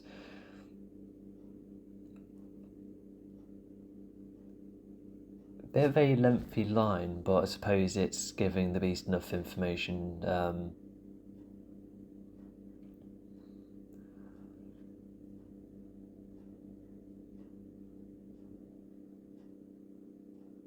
Oh yeah, with the comics and the tropes seem to be like a great talking point. A great talking point, no, just seems to be the very talkative thing, with the kind of tropes it has. That helps Joseph get some kind of upper hand to be like, wait, hang on, there's this as well. Because Elijah, has been talking about, with the comic book things, definitely pretty supernatural. But Joseph's like, wait, hang on, in the comics, there's this trope that happens, and this actually could, make Elijah look like he's not 100% with you. Also, I really like this technique. It's extremely seamless with how Clarence was on that same train the whole time.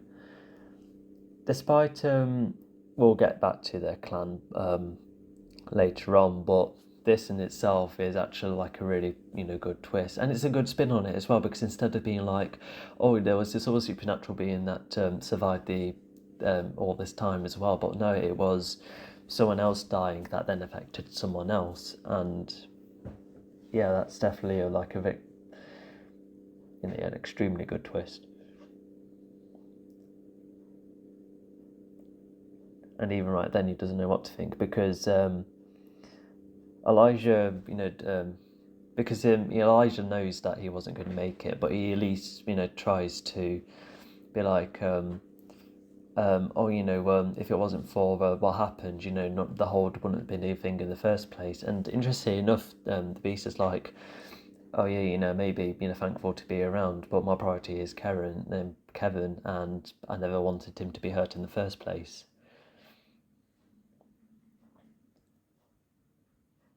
When did Elijah get gold teeth, by the way?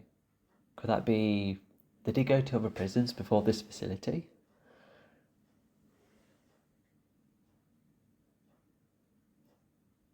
Oh, or is it mould due to lacking of...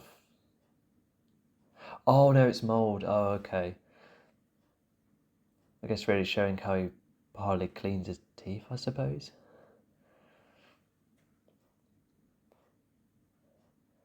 And I think also Elijah lied there because he knew that he was right all along. He was just trying to make him sound more naive by being like, oh, I thought I was wrong. But now, I also have a theory with how much damage the beast does to Elijah there that could presumably round it to 100 breaks Elijah now has before he sadly dies. That's a good couple of ribs, oh my god. Oh. I remember the other angle of that shot in the trailer. But yeah, strong enough to throw David in. And what I also like about this film is that it does showcase other animalistic abilities the beast has. You know, in this case, he seems to be quite adapted to water, but yeah, you can see how frightened David is. Oh no. You know, like, this is already too much pressure, and I think David spots this. Yeah, I think he does. Yes, right there. And he breaks himself free. So let's quickly talk about. I feel like when he's like lying down on the ground, he could have like tried to sit up, but if it's like a traumatic experience, if he's trying to get his breath back, and if it's established that he does, feel extremely like down, after getting drenched, because it wasn't quite like that in the original film, but we could add age as a factor. But once again, it's nearly 20 years after. Would that affect him that much? Not to mention he's not lifting his head high enough. So, I know the beast is still keen on the plan. God, imagine if he made it.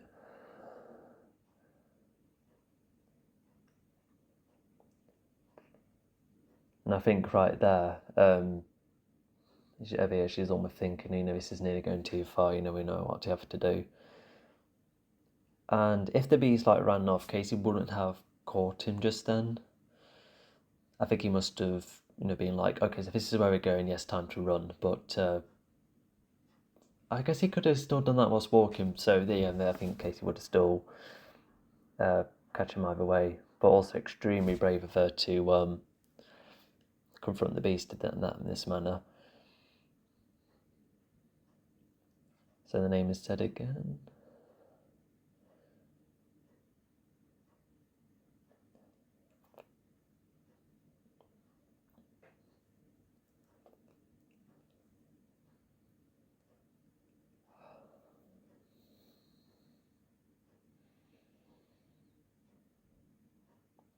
And Kevin's back.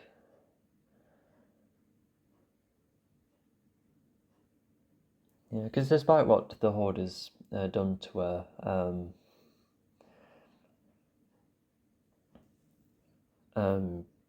you still have, because Patricia and Hedwig, despite being questionable at times, there's still a whole heap of the Horde that are really nice, and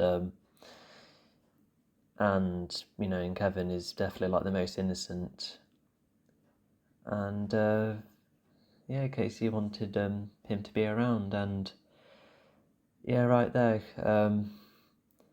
Kevin could have been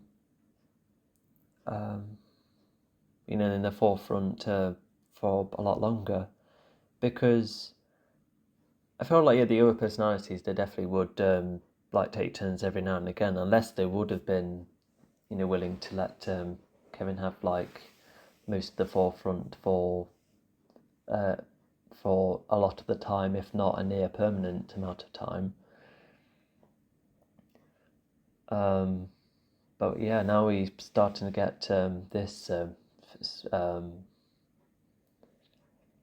twist where it's just been shot at, and there's a tattoo, which we'll go back to that. And now Joseph's trying to be like, "Oh, please help him," because this is probably like hang on, the beast is fine, so why won't the police? I know the police didn't let him go over there because of what the clan is enacting, but did Joseph not question that? The guards must have an extremely good reason.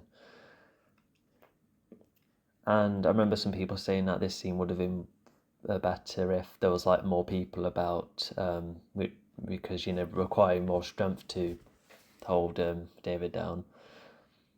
Although whilst this is happening, I will say this. So some people think that this is quite a pathetic death of David, and I could somewhat agree because I feel like maybe inside a tank or maybe at a lake could have been a bit more like grand in scale compared to a pothole. But at the same time, I've heard of. I watched a PSA at school where after a house party, someone lands in front of a puddle, tripping over after, drinking loads, and he sadly didn't make it because of the water suffocation. So I don't know if you can call it daft, it can just be really unfortunate. Even right there, Eddie's like, did I almost convince you, which means that she had her own little scheme, and then she's admitting, what had to be done. Although that was so David, looked at that as if a crime was committed, and I guess, although that just creates the question: was this a cult organised by the government? Was this like an illegal cult, perhaps? Is that why he saw that as a sin, worthy to see a flashback of? Is that why? I feel like her first action is probably this, ordering others to, to shoot the horde, etc. I feel like that would have come up first. Because, in Unbreakable it shows everyone's worst act. And now Elijah's gone, and with how dark the imagery is, it just goes to show that, David's no longer around. Oh, and this scene, I nearly cried at this.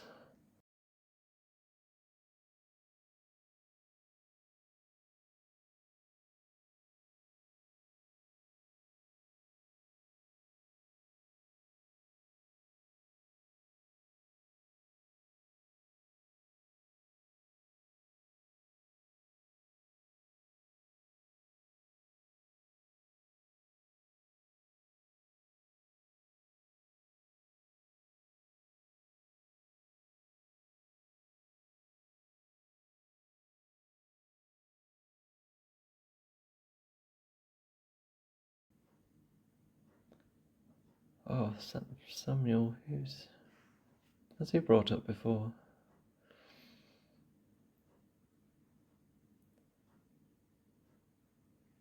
Oh, it's like a poem about how they're free.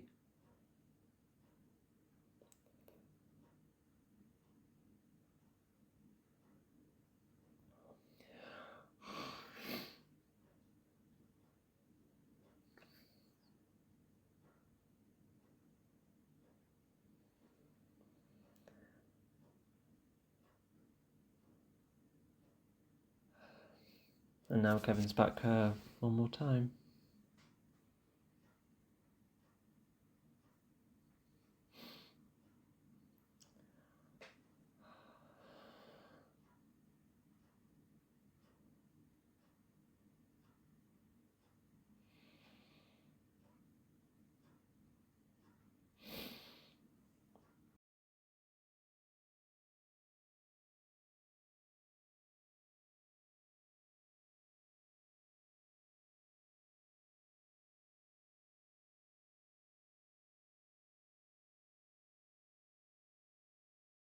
It's just seeing everyone's reaction. They're just trying to switch, almost like giving them all like a final moment, and giving Kevin the um,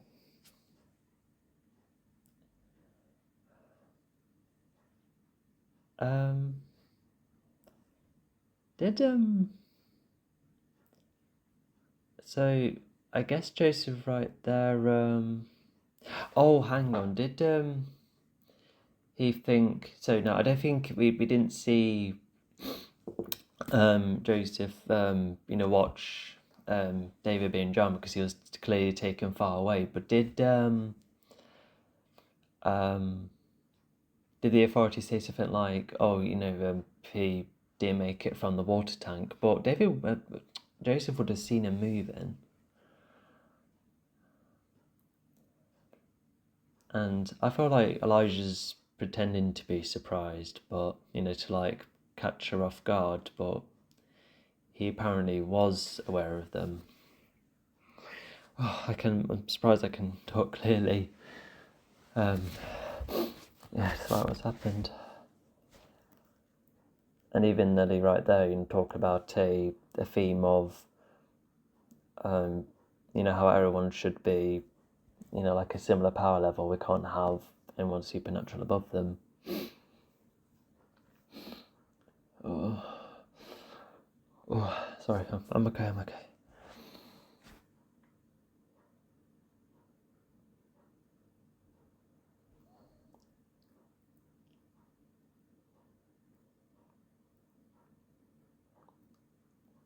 I say, considering this is Elijah's death, I'm surprised the mom is like, being like, oh, I want to be with him till the end. I have like a quick, conversation. I want to spend every last second with him. But I suppose, I think, yeah, did in the leaked footage, did Elijah reveal that Ellie, etc., were part of a corporation trying to hide all of this truth? Because if not, the Elijah's mum was still, we can assume that Elijah's mum and Ellie did, chat quite a lot about Elijah, which makes them like not friends, but still get on. But once again, I don't know how much they've spoke to one another, how much they've known one another. Anyway, so presumably the footage has been wiped out, and we do find out later on that the building, opening was obviously a success. Also, yeah, some people pointed out, so if this is like a hidden cult, why make it somewhere where people can go in and out only for... maybe could it be like a restaurant being like, oh, this is like assigned times, but also this could make people be like, wait, hang on, this restaurant seems to have like daily regulars. And what if someone was like looking at the window right now, being like, "Hang on, why is everyone being anonymous? Why, who is she? What is she talking about?" And she could be talking about the business, but what if like someone managed to like listen well through a keyhole or something?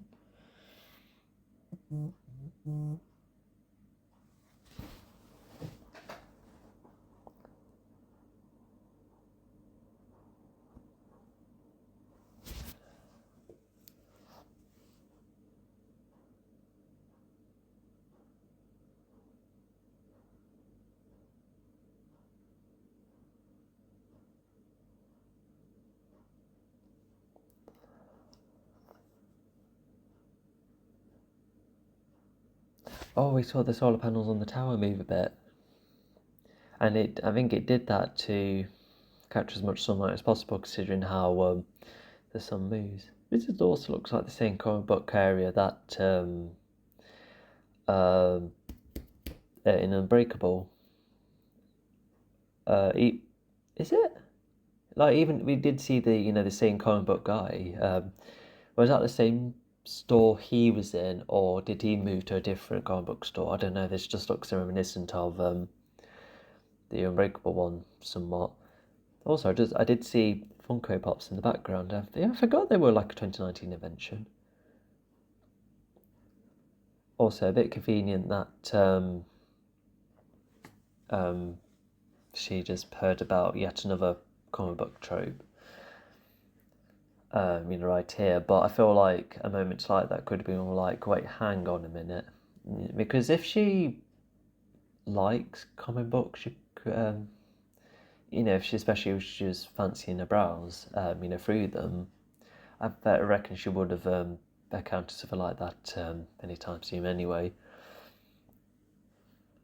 And then there was also the flashback being like, wait, hang on, I think I might have accidentally given Elijah the information he wanted, or So yeah, what Elijah managed to perform, as far as I can tell, so it was a live stream which was attempted to be deleted, but it turns out the stream made it to a private site, he said. So that those streams were already going on, even at a point of being stopped, which means Elijah must have applied to code where it's like, if they ever select delete, it will just cut off the end of that video, like the multiple feeds. I'm no computer nerd, but that just seems to be what it is on paper.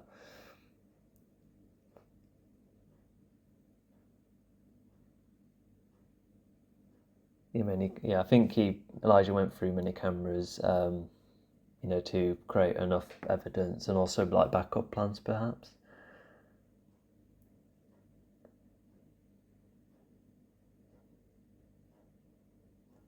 Yeah, I reckon. Because kind of cameras would have been added anyway, but I think it's just more of them being added, which probably make it easier for Elijah. Because a place like this wouldn't have cameras in the first place. Oh, heads up for the scream, this gets quite loud.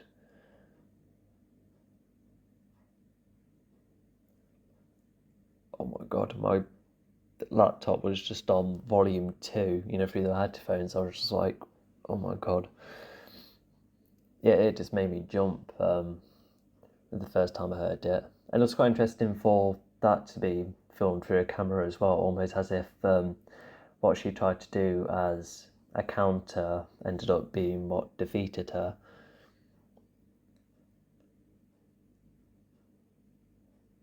Yeah, the poor mum, losing a son. Yeah, I guess she would have been like, oh, what's this email? What's happening right there? But oh yeah, so that confirms Elijah knows the forces already, and it looks like selecting a voice recorder alone would have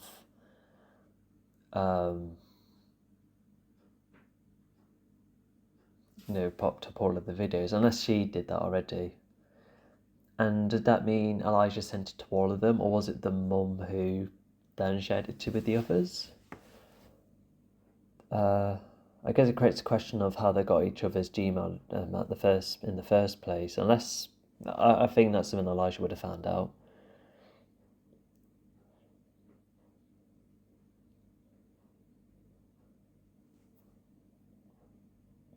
You can even see Casey's reaction, yeah, right there, being like, "Oh no, who they truly are, will be revealed." And I bet she really misses Kevin and some of the others as well. And I do say some.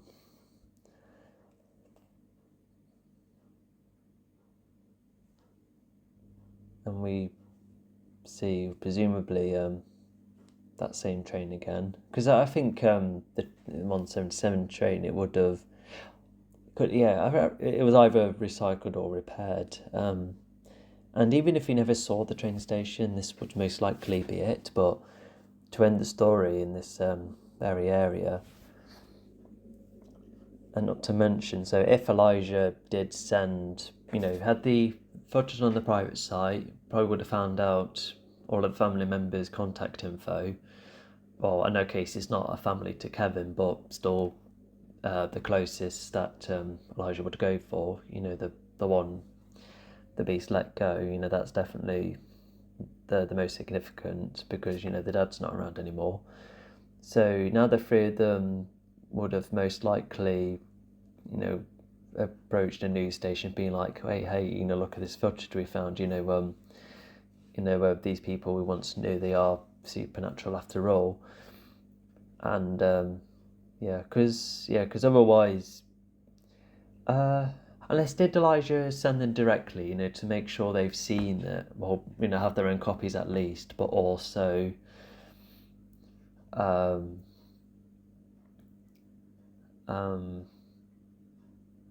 but did Elijah make the private site? No, private site means just for that person.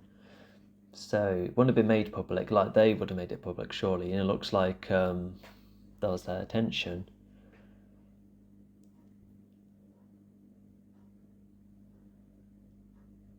And yeah, I mean, we're getting flashbacks of some of the most significant moments. David admitting he's a hero, Casey witnessing one of the Beast's greatest feats alongside being let go, and the first time the mum introduced Elijah to comics. And now we can see everyone, like literally everyone, getting told about this footage. And because who knows how long this sequel was in development, but it just felt like quite a good time if the internet or phones is like how this kind of information is being shared. Because right then it's being played on the TV, that would have been enough, but having everyone having access, using their phones, it makes the information more like accessible to everyone, not just not just being played for TV. It's very more accessible on the internet. And then you have either film on the credits, because this was almost advertised as if it was like its own singular film, but no, surely there would have been, because I knew people that were like, wait, hang on, look at these names of the building on this the billboard for this upcoming film. I wonder what this is about. But I feel like when you watch the trailers and that, it would have created that spark of, oh wait, hang on, this is for previously established films, because of how old the footage is. Sorry.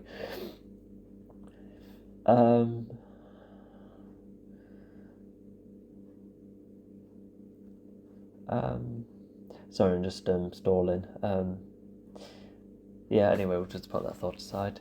Anyways, that was Glass. So sorry about, it was a couple of little tears. I was quite moved then, but I'm quite good at getting myself back on track after having a moment like that. And and even throughout the credits, you just see flashbacks of the films, and assuming that it won't just snap the screen away, because it does that sometimes, and they go like, hey, watch this next. But hopefully I can stick to the credits, because I'm interested to see what frames pop up. But it looks like it's going from Unbreakable and now on Split, unless it's going to do a mixture of both. Anyway, so hang on, by Robert Ratface Holtzman. Ratface. So this guy has a nickname. Is that what M. Night Shyamalan calls him, assuming that he's like a usual? Because why else would you have a nickname like that? Shown in the credits. Wait, hang on, Patrick Squares White. Yeah, M. Night Shyamalan must have people he works with all the time. Like how Ryan Johnson always works with Rag Bowman, assuming that's the right name. Anyway, so that was Glass. So a lot of moments I still like, but it does leave a lot of things in the air, and a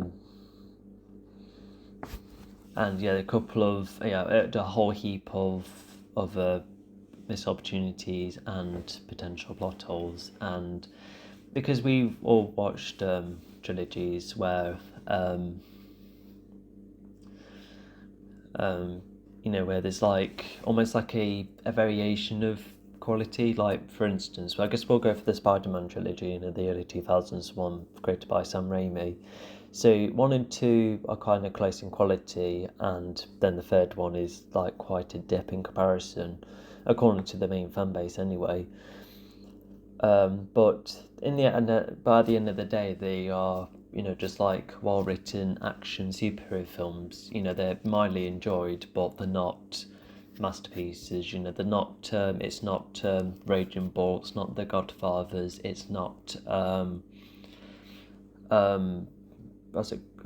nearly cut another one, but we'll move on. You get the point. Just extremely highly regarded films, and Unbreakable was somewhat one of them. Definitely one of the best films in the 2000s, according to many people. And if you remember, it's one of Quentin Tarantino's favourite movies, so that's speaking a lot, or saying a lot rather. So going from the advertisement, so the trailers, they has a whole heap of shots and lines which don't appear in the final film, and even one of the lines is almost like a tiny monologue by Ellie talking about how she used to enjoy comic books. And I feel like if a conversation of her was added, then it could have created like a motivation of, I once enjoyed comics, but I found out that none of these people, none of these superheroes actually exist. And she then could have been disappointed, and then from that frustration she could have then added to motivation for why she wants to be part of this clan, and stop everyone from believing such theories. And although I think, talking about it now, that does seem to be quite, I don't know, like extremely minuscule, but at the same time, like, imagine if Ellie was, because Elijah was greatly inspired, therefore thinking that obviously those superheroes actually exist, but then Ellie could have been like the opposite, where be hugely excited of comics at first, only to then get disappointed. So they could have acted like quite good rivals. Like, imagine if, like, I know Elijah was in a phase in order to throw everyone off focus, but imagine if they did, have a chat about what they both believe in. But I think at the same time, this is like a thriller kind of film. Are we expected to have those kind of viewpoints change? But at the same time, I think there are like other films where characters don't always have to share those perspectives, especially if there is like a kind of character who just simply wants to focus on a goal rather than ever thinking, let's I want to chat to convince this other character. There's not really a moment like that.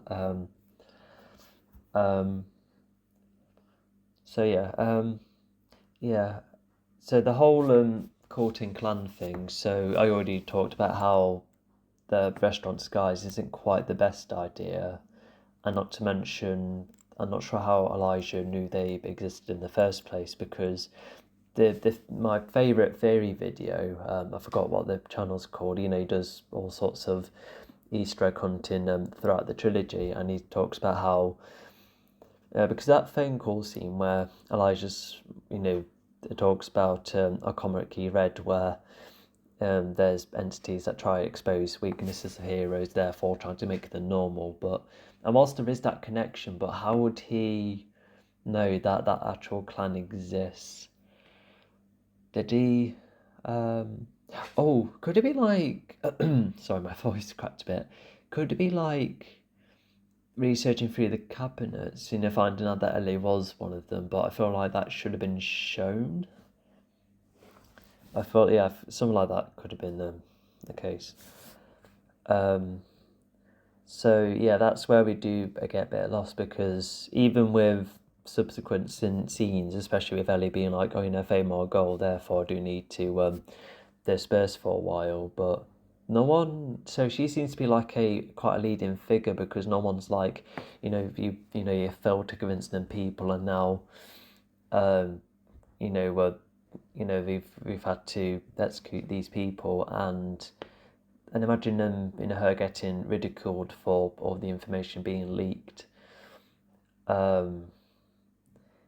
I can see something like that happening. But as like a rewrite idea, instead of making this whole corporation, why not make her like a higher up of this facility? We're talking about, instead of coming over this history of, we've been around for hundreds of years, trying to prevent this kind of these kind of supernatural people from existing. You're trying to convince them. Why not just simply? Because when you first watch Ellie, trying to use science to make them change their beliefs? Why not have her be the primary leader of the meeting of those people? Just simply, being, those trying to search Francis being like, because I tell you what, yeah, maybe they would have to try and convince David, the Horde, and Elijah that they, to make them think they're not supernatural is because, if they carry on that mindset, then it can lead to, the consequence of being a vigilante or whatever. I don't know what to label the Horde or Elijah. Well, they're essentially criminals, really. Kind of dissuade that behaviour. In order to, protect the people. To try and protect the people in this grander scale, instead of, for instance, letting, David perform all of that vigilantism. Vigilantism, is that even a word? I'm not sure. Yeah, so you just like stopping David from being a vigilante, but at the same time stop him, Elijah and the Horde from doing any more horrible acts. Like that just sounds so much simpler, because I feel like Clarence being on the train, that's already like an extremely good twist. Like, if you want that massive big twist, then have that one be the only one, instead of being like, oh yes, Clarence on the train, that collects things up, but oh no, this whole clan that was there the whole time, she was part of the whole time, and she, all this time, she was never convinced in the science she was trying to show to the others. So yeah, it's just a big turn that has spoiled the film for quite a lot of people, and I personally don't. I don't know. It's quite far fetched almost, but what I just come up with there, it's just far more grounded. But at the same time, was M Night trying to go for an angle of, oh, if it's definitely not their imagination, then that means I can come up with this whole clan that's existed, for hundreds of years. Yeah, did he want to lean more into that? Because I remember the YouTube channel Filmento, I think that's how you pronounce it. He argues that this film is kind of pointless because of how the audience already knows that they're capable of these supernatural feats. So why have antagonists try and challenge that, especially when we already had the second part, kind of making up for myself. That's not what Femento said, but because he said that's part extremely broadly. But if trying to expand his point, we already had David trying to counter Elijah's point, so why bring that back again? And I kind of see where it comes from there, but at the same time, at first, the film does try and convince all three of them, of trying to use actual science and more practical proof, to try and to deter why none of these three men are special, and but not to mention, this film is meant to be like a culmination of an extremely obscure yet a quite special trilogy that stands out. Because it like just talking about the trilogy, just like what a bold move to put Unbreakable and Split together. Even if I know Split was already set up to be an extension of Unbreakable and quite a mature one. But yeah, just one interesting idea, because with Marvel and DC and other attempts like the Dark Universe, you're already like, oh yeah, of course, all of these characters will be fitting together. But this is like an entirely original premise, and to attempt that is an extremely bold. And not to mention, what I also like about this trilogy is just how low in budget it is. Like, Unbreakable was kind of on its own at first and already quite low in budget, and so for M Night to carry that over, and also as an attempt to explore that particular film and its universe almost, it's just an extremely unique idea. Because imagine if Elijah was going through his films, being like, oh, could I make another Sixth Sense? Could I make another Signs? Could I make another The Village? yeah, I wouldn't know how to expand any of them, but I think with Unbreakable, I feel like that. Oh yeah, because they talk about how there are two types of villains, and could have had and also the possibility of David and Elijah catching up even more so after what Elijah did. Um, to which sorry, I get to the bit worn out. I feel like this is going to be like the longest conclusion. Sorry, it's just so much to cover. Okay, deep breaths, deep breaths. Okay, just getting a bit too excited. A bit limited on time as well. In fact, whilst I take a breath, I'm just going to... No, I won't put my laptop on charge just yet. So I think, yeah, let's... I know I'm divided into a lot of things, but I think, yeah, let's just go on to how David and Elijah, I would have loved to see way more catch up. Like, imagine if, after seeing Elijah again, with the way David was chained up, imagine if seeing Elijah was so much of a shock to him at a point where he managed to like break free from those chains. And imagine if, because it was attached to a panel, and imagine if that panel was like ripped from the floor and Ellie could still be like, oh, we kind of did this on purpose, to trick you, he didn't actually use enough of his strength. That could have been like an extremely cool moment. Or maybe David could be, even go as far as break the chains and he'd be like, haha, those were like fake chains.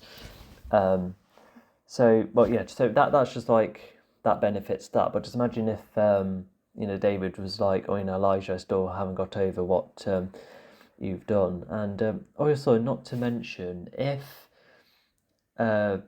David's purpose was found through all of the bad things Elijah has done, I guess David still wanted to help save people, but at the same time, did he not have thoughts of, oh, the reason I found this purpose is because of an answer someone else tried to find, and he did a whole heap of horrible things because of that? Like, did that not make David like second guess himself? Like, just like as a thought, imagine if he was like, oh yeah, no, it was nice to save these people, and yes, I have these gifts, but I tell you what, I think maybe it is just like a way to avenge other people, I reckon, because if, not that anyone would reach the scale of Elijah, considering how intelligent he is, but I think in subtext, I think he does continue saving and helping people, almost like a way to make up for that and in order for no more suffering to happen. And imagine if bits and bobs like that were discussed as well, and Ellie being like, oh, you've let all of these people get injured, you still being a vigilante in that. And what if there were cases where David didn't save everyone from time to time? He's been doing this for 19 years. He's probably let a couple of people down, people he hasn't quite saved. Because not to mention, he has to be like extremely under the radar. Imagine if David's being like, oh, maybe that's why I couldn't help everyone, because I have to protect my identity. And if we're still sticking with the idea of, trying to stay under the radar with the first ever camera sighting, that could be another thing. Maybe David could be like, but I'm just under the radar, I'm no public superhero. And Ellie's like, yes, we're still responsible for all of these. That's why the authorities have been hunting for you for quite some time.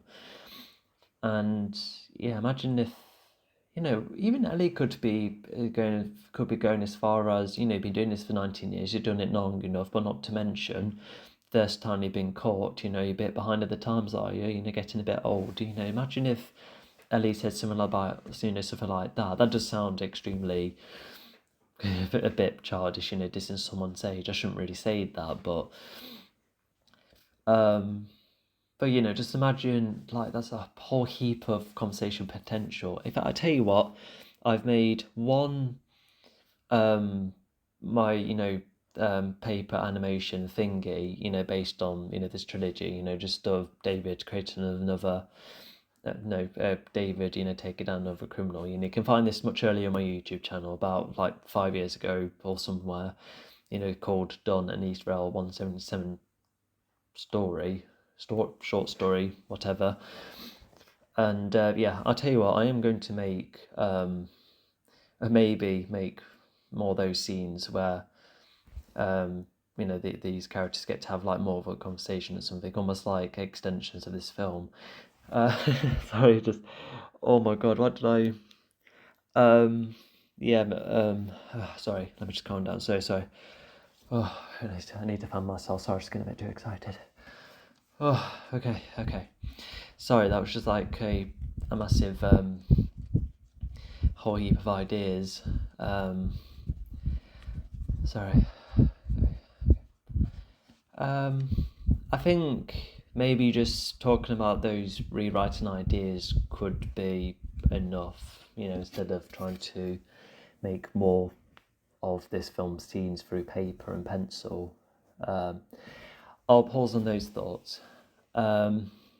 Yeah, so I was getting a bit excited, but not to mention, I think despite the alternatives are coming up with, I think it is just emphasising more of my passion I have for this film, because it is still extremely interesting in its premise, not only because of the alternative cinematic universe, but also of the kind of interesting theme it has. Also, I just want to say a quick thing. We have had all sorts of people saying about how Bruce Willis acts as himself throughout this movie, and aside from a couple of snippets, I think he has done as well as he could, to try and act like David, because I still see David through his performance. And I do congratulate everyone as well. This is definitely James McAvoy's best performance, and Samuel also does very well playing as an old Elijah and still maintaining a lot of his traits. And I still, everyone else as well. Casey, plays like a more confident Cassie very well, and hang on, Cassie.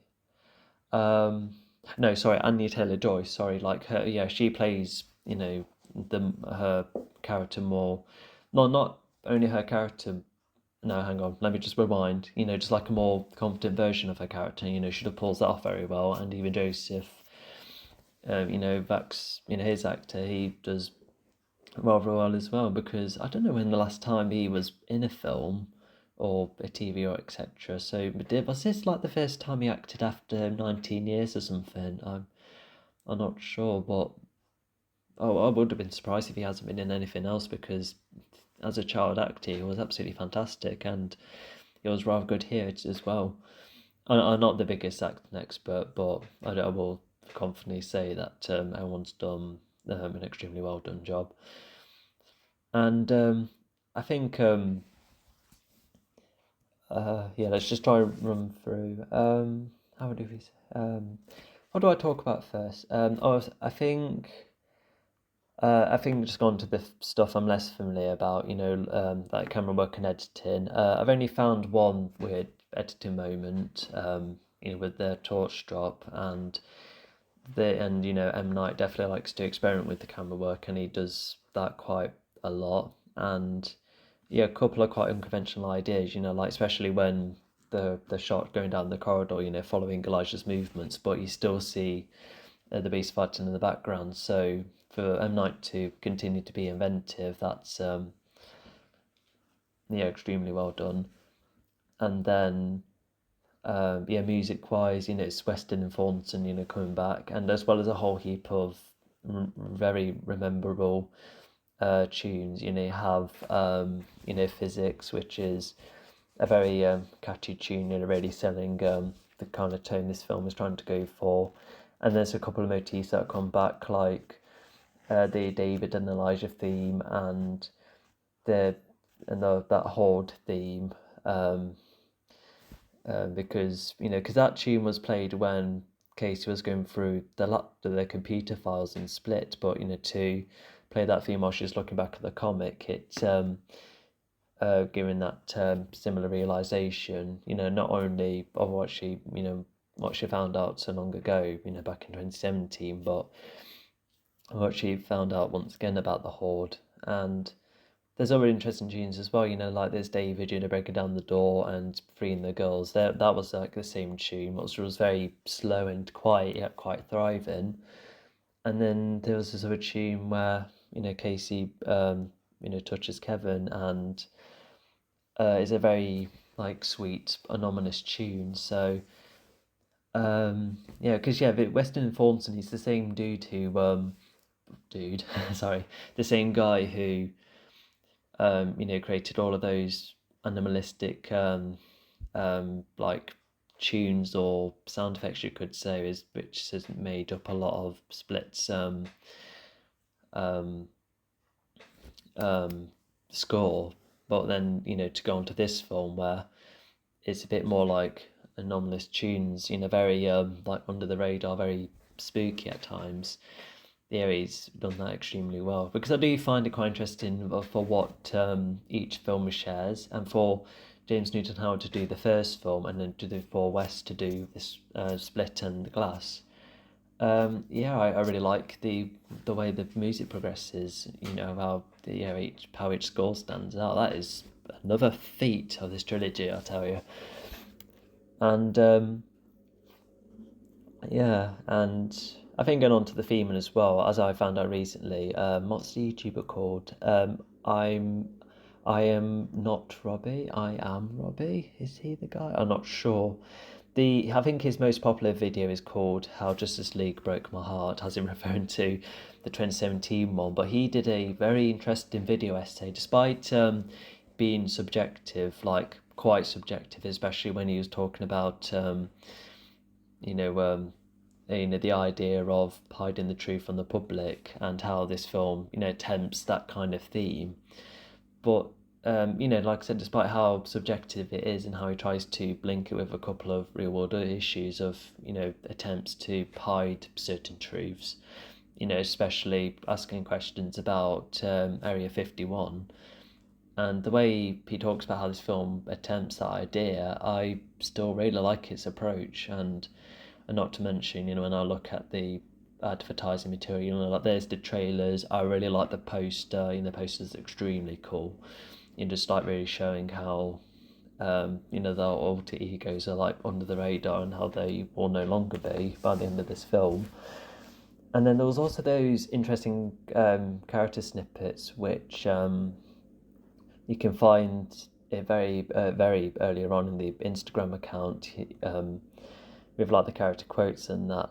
And my favourite one is the Horde one, because it's just like mixing from one personality to the next, and before the clip crescendos, it just has the beast roaring in full force, and just it gives me chills every time. It's you can tell it's just recreated extremely well. And not to mention, I do like how the way the timeline plays out. It reminds me of Toy Story, where Toy Story 1 and 2 is aware that it's 2 years, and then the third one is definitely, that many years later. And so to go for this approach of acknowledging the events from 2000, 2017, then 2019, if it is just a wise approach, that saves confusion, because Toy Story 4, that takes place a year after Toy Story 3, I'm not sure, despite the film coming out 9 years later. So for it to break its streak, and not to mention a fifth one coming, it's kind of disrupted the streak. But regardless, I just kind of like that detail. It just makes it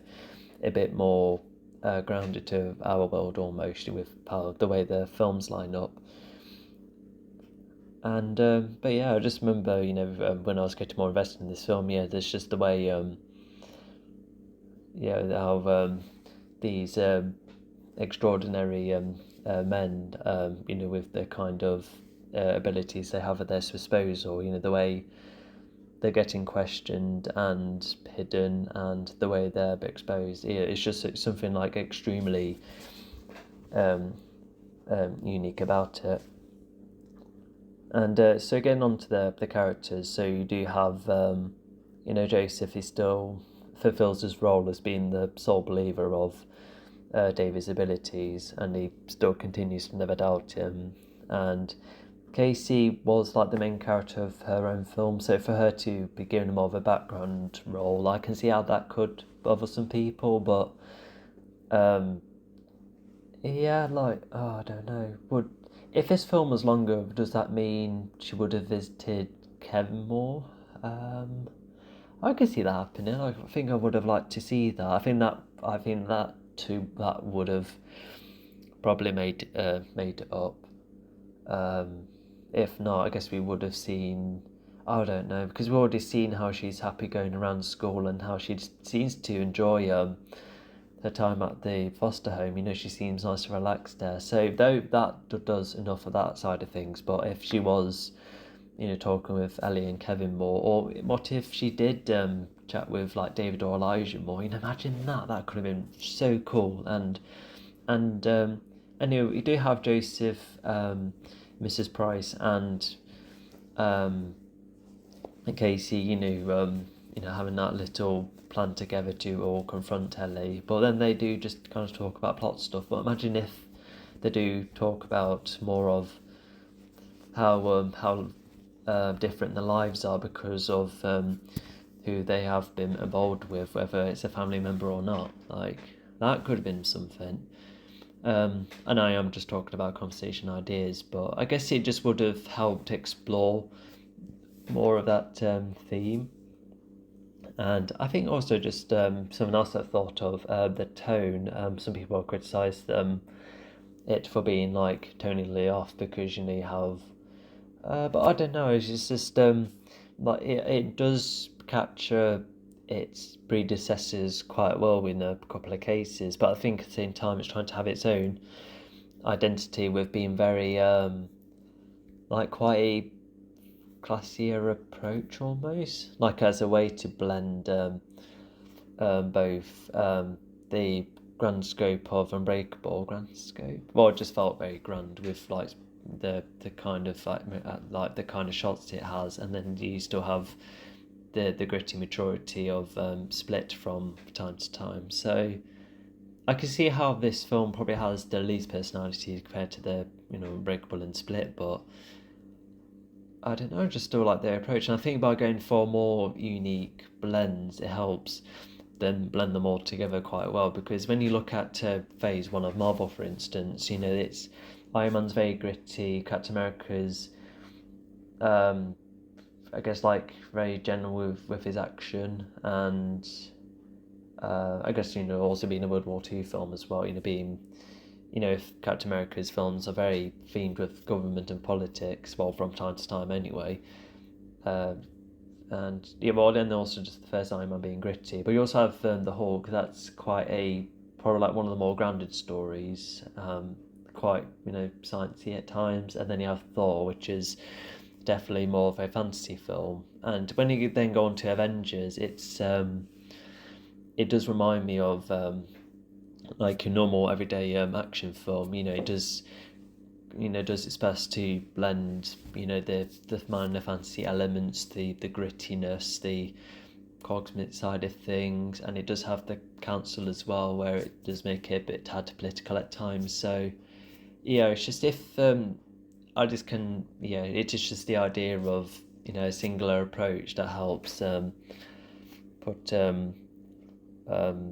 help make all of those films fit together. And I do like the tonal approach with Glass. Yeah, especially the colours as well. I really like the colour theming. That's like extremely on point and very inspiring. With what each colour represents, it's really cool. Like the clothing and the walls and the lighting. It's really like on point with his detail. Not to mention reusing a deleted scene. Like I love that. It's it just gives that scene more purpose. Well, actually, no, like two deleted scenes. Like what a way to reuse them, and um a very suitable times as well. Also, just suddenly spotted if Joseph is parked outside of that building, with in his company van. Was he already selling cameras whilst also doing this appointment? I don't know, that's just something I just thought of. Because the cameras come from David's camera company or security gadget company, maybe. Was it just cameras? I'm not sure. That's just a theory, not something that's explicitly stated by the films. But if that was in the film, I think that would have made it better. But yeah, I think let's just go on to the main characters as well. So Ellie is I think she works well enough as an antagonist, but I feel like I don't know. It's just I was trying to think what would make her better. Well, I've already stated, it just would have been far simpler if she was just like the lead of a simple council running this department instead of being part of a cult all along. I feel like, yeah, that would have made her far better. Um, so yeah, like her enough. She does try and serve the role of trying to use facts against him, and for her to be like, oh, I definitely wanted none of this to go out about in the public. And she does try and come up with convincing reasons, such as David's consequence of being a vigilante, and she's also just trying to sell the idea of, all of you are coming up with fantasies, and we don't want to get that all out and about. So there's like tidbits, being explored, which I like, but I feel like if it was done a bit more, then yeah, I think that would have improved her quite a bit, I reckon. But I still, like the character and the role. But she does. I think that's what most of her dialogue was made up of, because she doesn't always have like a normal conversation. Because every other character, gets to have a normal chat. I think that's what's also missing from her as well. But I suppose most of the chats you would have with her could have been, just about her point of view most of the time anyway.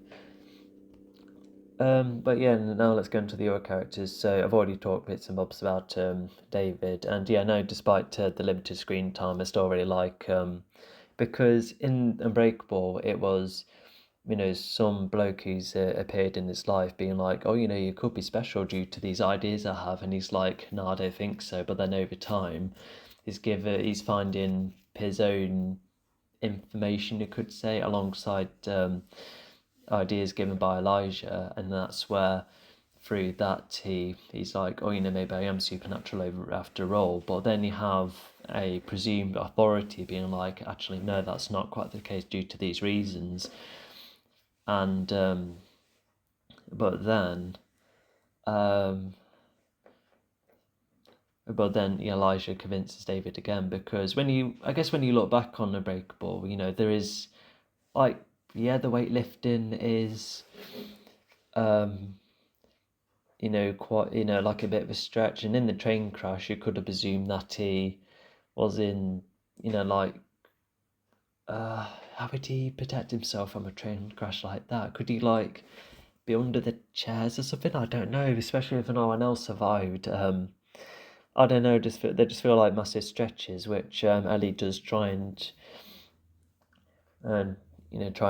explain away. But then, with David, breaking down that metallic door as encouraged by Elijah, I feel like that's that's just definitely a moment of, breaking down a metal door and then later on bending bars and causing dents to cars. No one else can do that.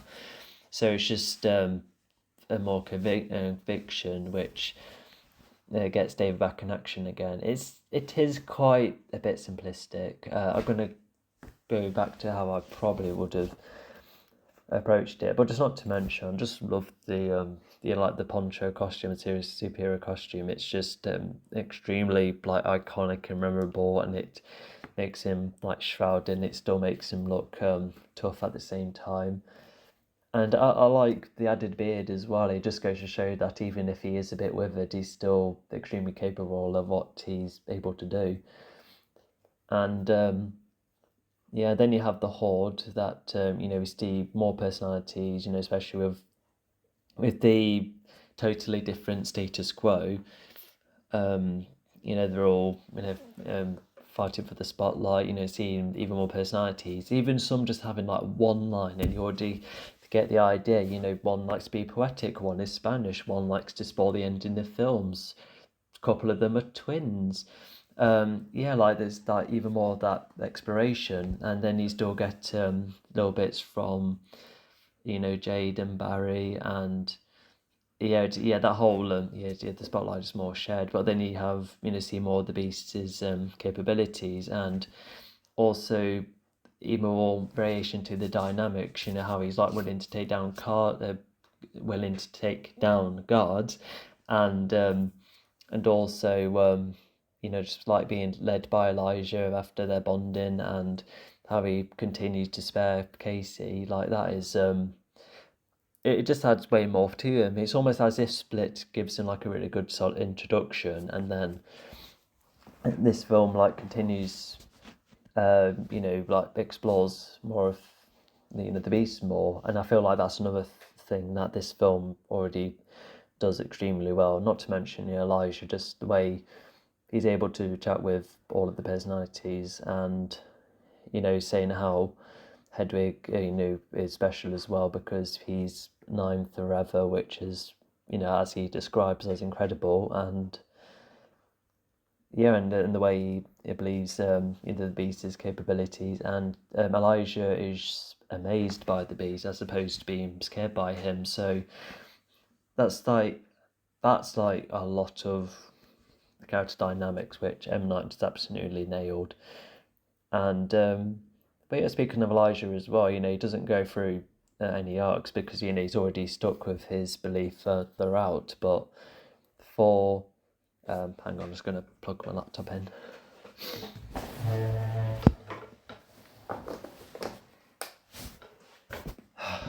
Okay. But yeah, because when you first watch this film, you're like wondering, is Elijah, has he been locked up long enough at a point where he's zoning out? But no, all this time he's just been scheming various bits and bobs, and yeah, it's quite a convoluted plan at times, especially with the camera luckily facing the bars, and also managing to predict that all three of them would be executed, in front of the building instead of like further away, for instance. But imagine if there were other people decided to record, like one of the nurses, for instance. I guess the authorities must have had to tell them to delete the footage, but I don't know, that would have been nearly impossible to do considering you would have to concentrate on the Beast not hurting anyone. Sorry, I think I'm getting a bit blue in the face. But yeah, there is. I think for us, I can see with it, other than Elijah somehow knowing that the cult exists. I still quite like the plan and the way it like subverts. It's quite an interesting approach, especially when you're going to be like, oh, we're going to totally go to this tower, but then they don't, and I do quite. That's like as a version, I think that was done quite well, and not to mention, having Clarence on the train. It's like another outcome of the train. Like, granted, it could have been like more original if, for instance, because with the other acts Elijah performed, imagine if Clarence was done by another accident instead of the train, because by having them both involved in the train means that was like the only special case. But I think that's the approach that was going for, just making I think it's like a way to help connect both origins of the characters, really, especially in Split, where Dennis helps, if was it Dennis who lies the flowers on the platform. I think that was just intentional to get the dots, because otherwise I feel like it could be a bit too expansive for Clarence to die from the plane explosion or the building fire. Yeah, I think that would be a bit too much for the story. That was an extremely good twist. I like that one, even if that was presented to be smaller in scale. And and I think before getting on to alternative ideas, I think to talk about why this trilogy means a lot to me, and it already grabbed my attention with being a totally original cinematic universe, but each film, despite how late I watched this trilogy, it's something about it that connects with me because because when considering the years of the films, which is 2000, 2017 and 2019, it's I was born in 2000. 2017 was one of my hardest years, and 2019 is where I guess I first discovered this trilogy, or almost like the next stage in life. Almost, I know. Sorry, that sounds like extremely like subjective, um, but I think when watch these films and you have these characters, having these moments of doubt, thinking that they're not special, and yeah, I think like if just focusing on David because he's the the hero of the story, and yeah, just and even Casey as well. She's the hero of her own story. Yeah, there's something about the way they've overcome their struggles. It's just like done in a grounded yet extremely extraordinary way, and yeah, it just really stands out. And yeah, they just end up being some of my favorite characters in fiction because of that. And yeah, I just wanted to explain that, just how much this trilogy means to me, despite um,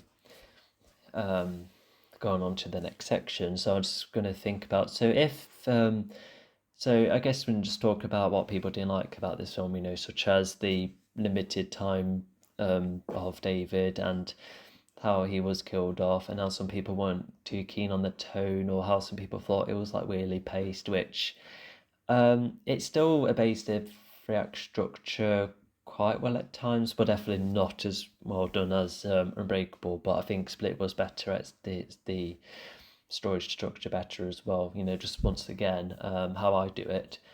Status quo, change, fun and games, midpoint, seriousness, low point, battle, and resolution. I mean, if considering that kind of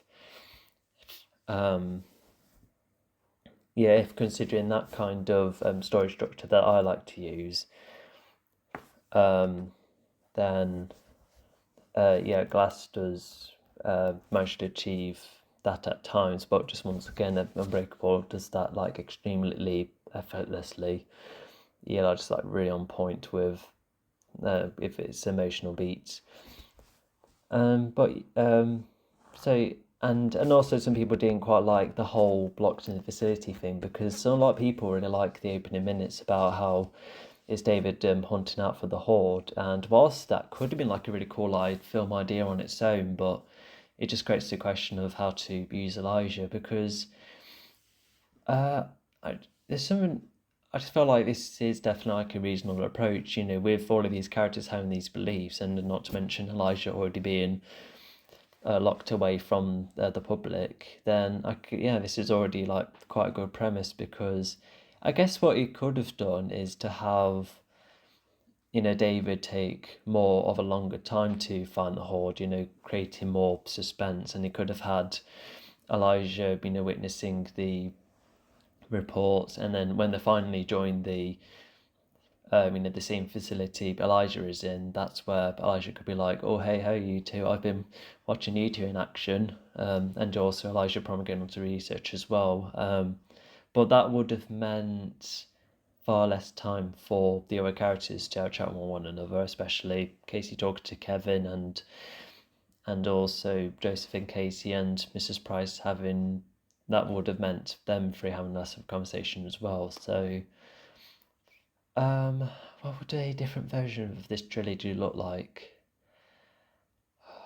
I really don't know. I was just thinking, because I've already suggested a whole heap of alternative ideas. This film could have done, but I just felt like these are extremely solid points, and the starting points. And M. Night Shyamalan was already onto an extremely cool premise, and one that's very reasonable coming after their first two films.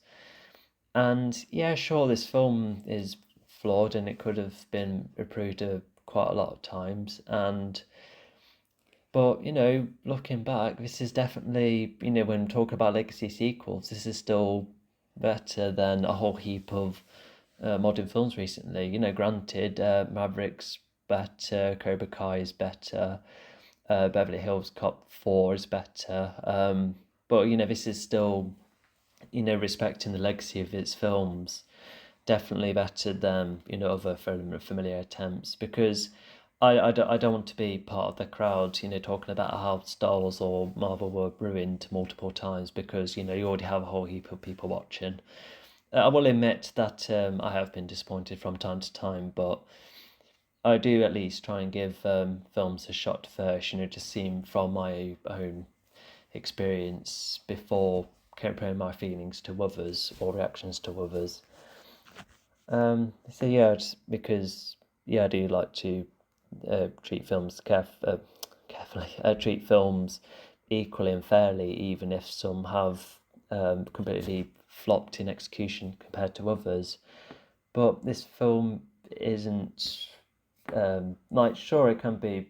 I can see how it may have disappointed some people, but it's still ahead of what other films have performed. Even the themes it's going for and a completely original premise, and more exploration of certain characters, especially with how Elijah and the Beast chat with one another, and potential world building expansion, and quite a detailed villain plan.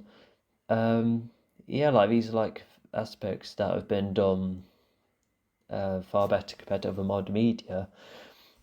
And I think we'll stop right there because I think this is definitely the longest conclusion, I reckon. And after rewatching the film, because I definitely have missed moments of dialogue, but I think I've clearly said what I needed to say, and I hope you enjoyed the commentary, and with the comment section, free to use. Do share what you think of this film, and also let's just be respectful of one another as well. Everyone has different views and opinions of this film. Sorry, I'm losing my way of speaking because of how worn out I am. Yeah, I'll start right there, and I'll see you all next time.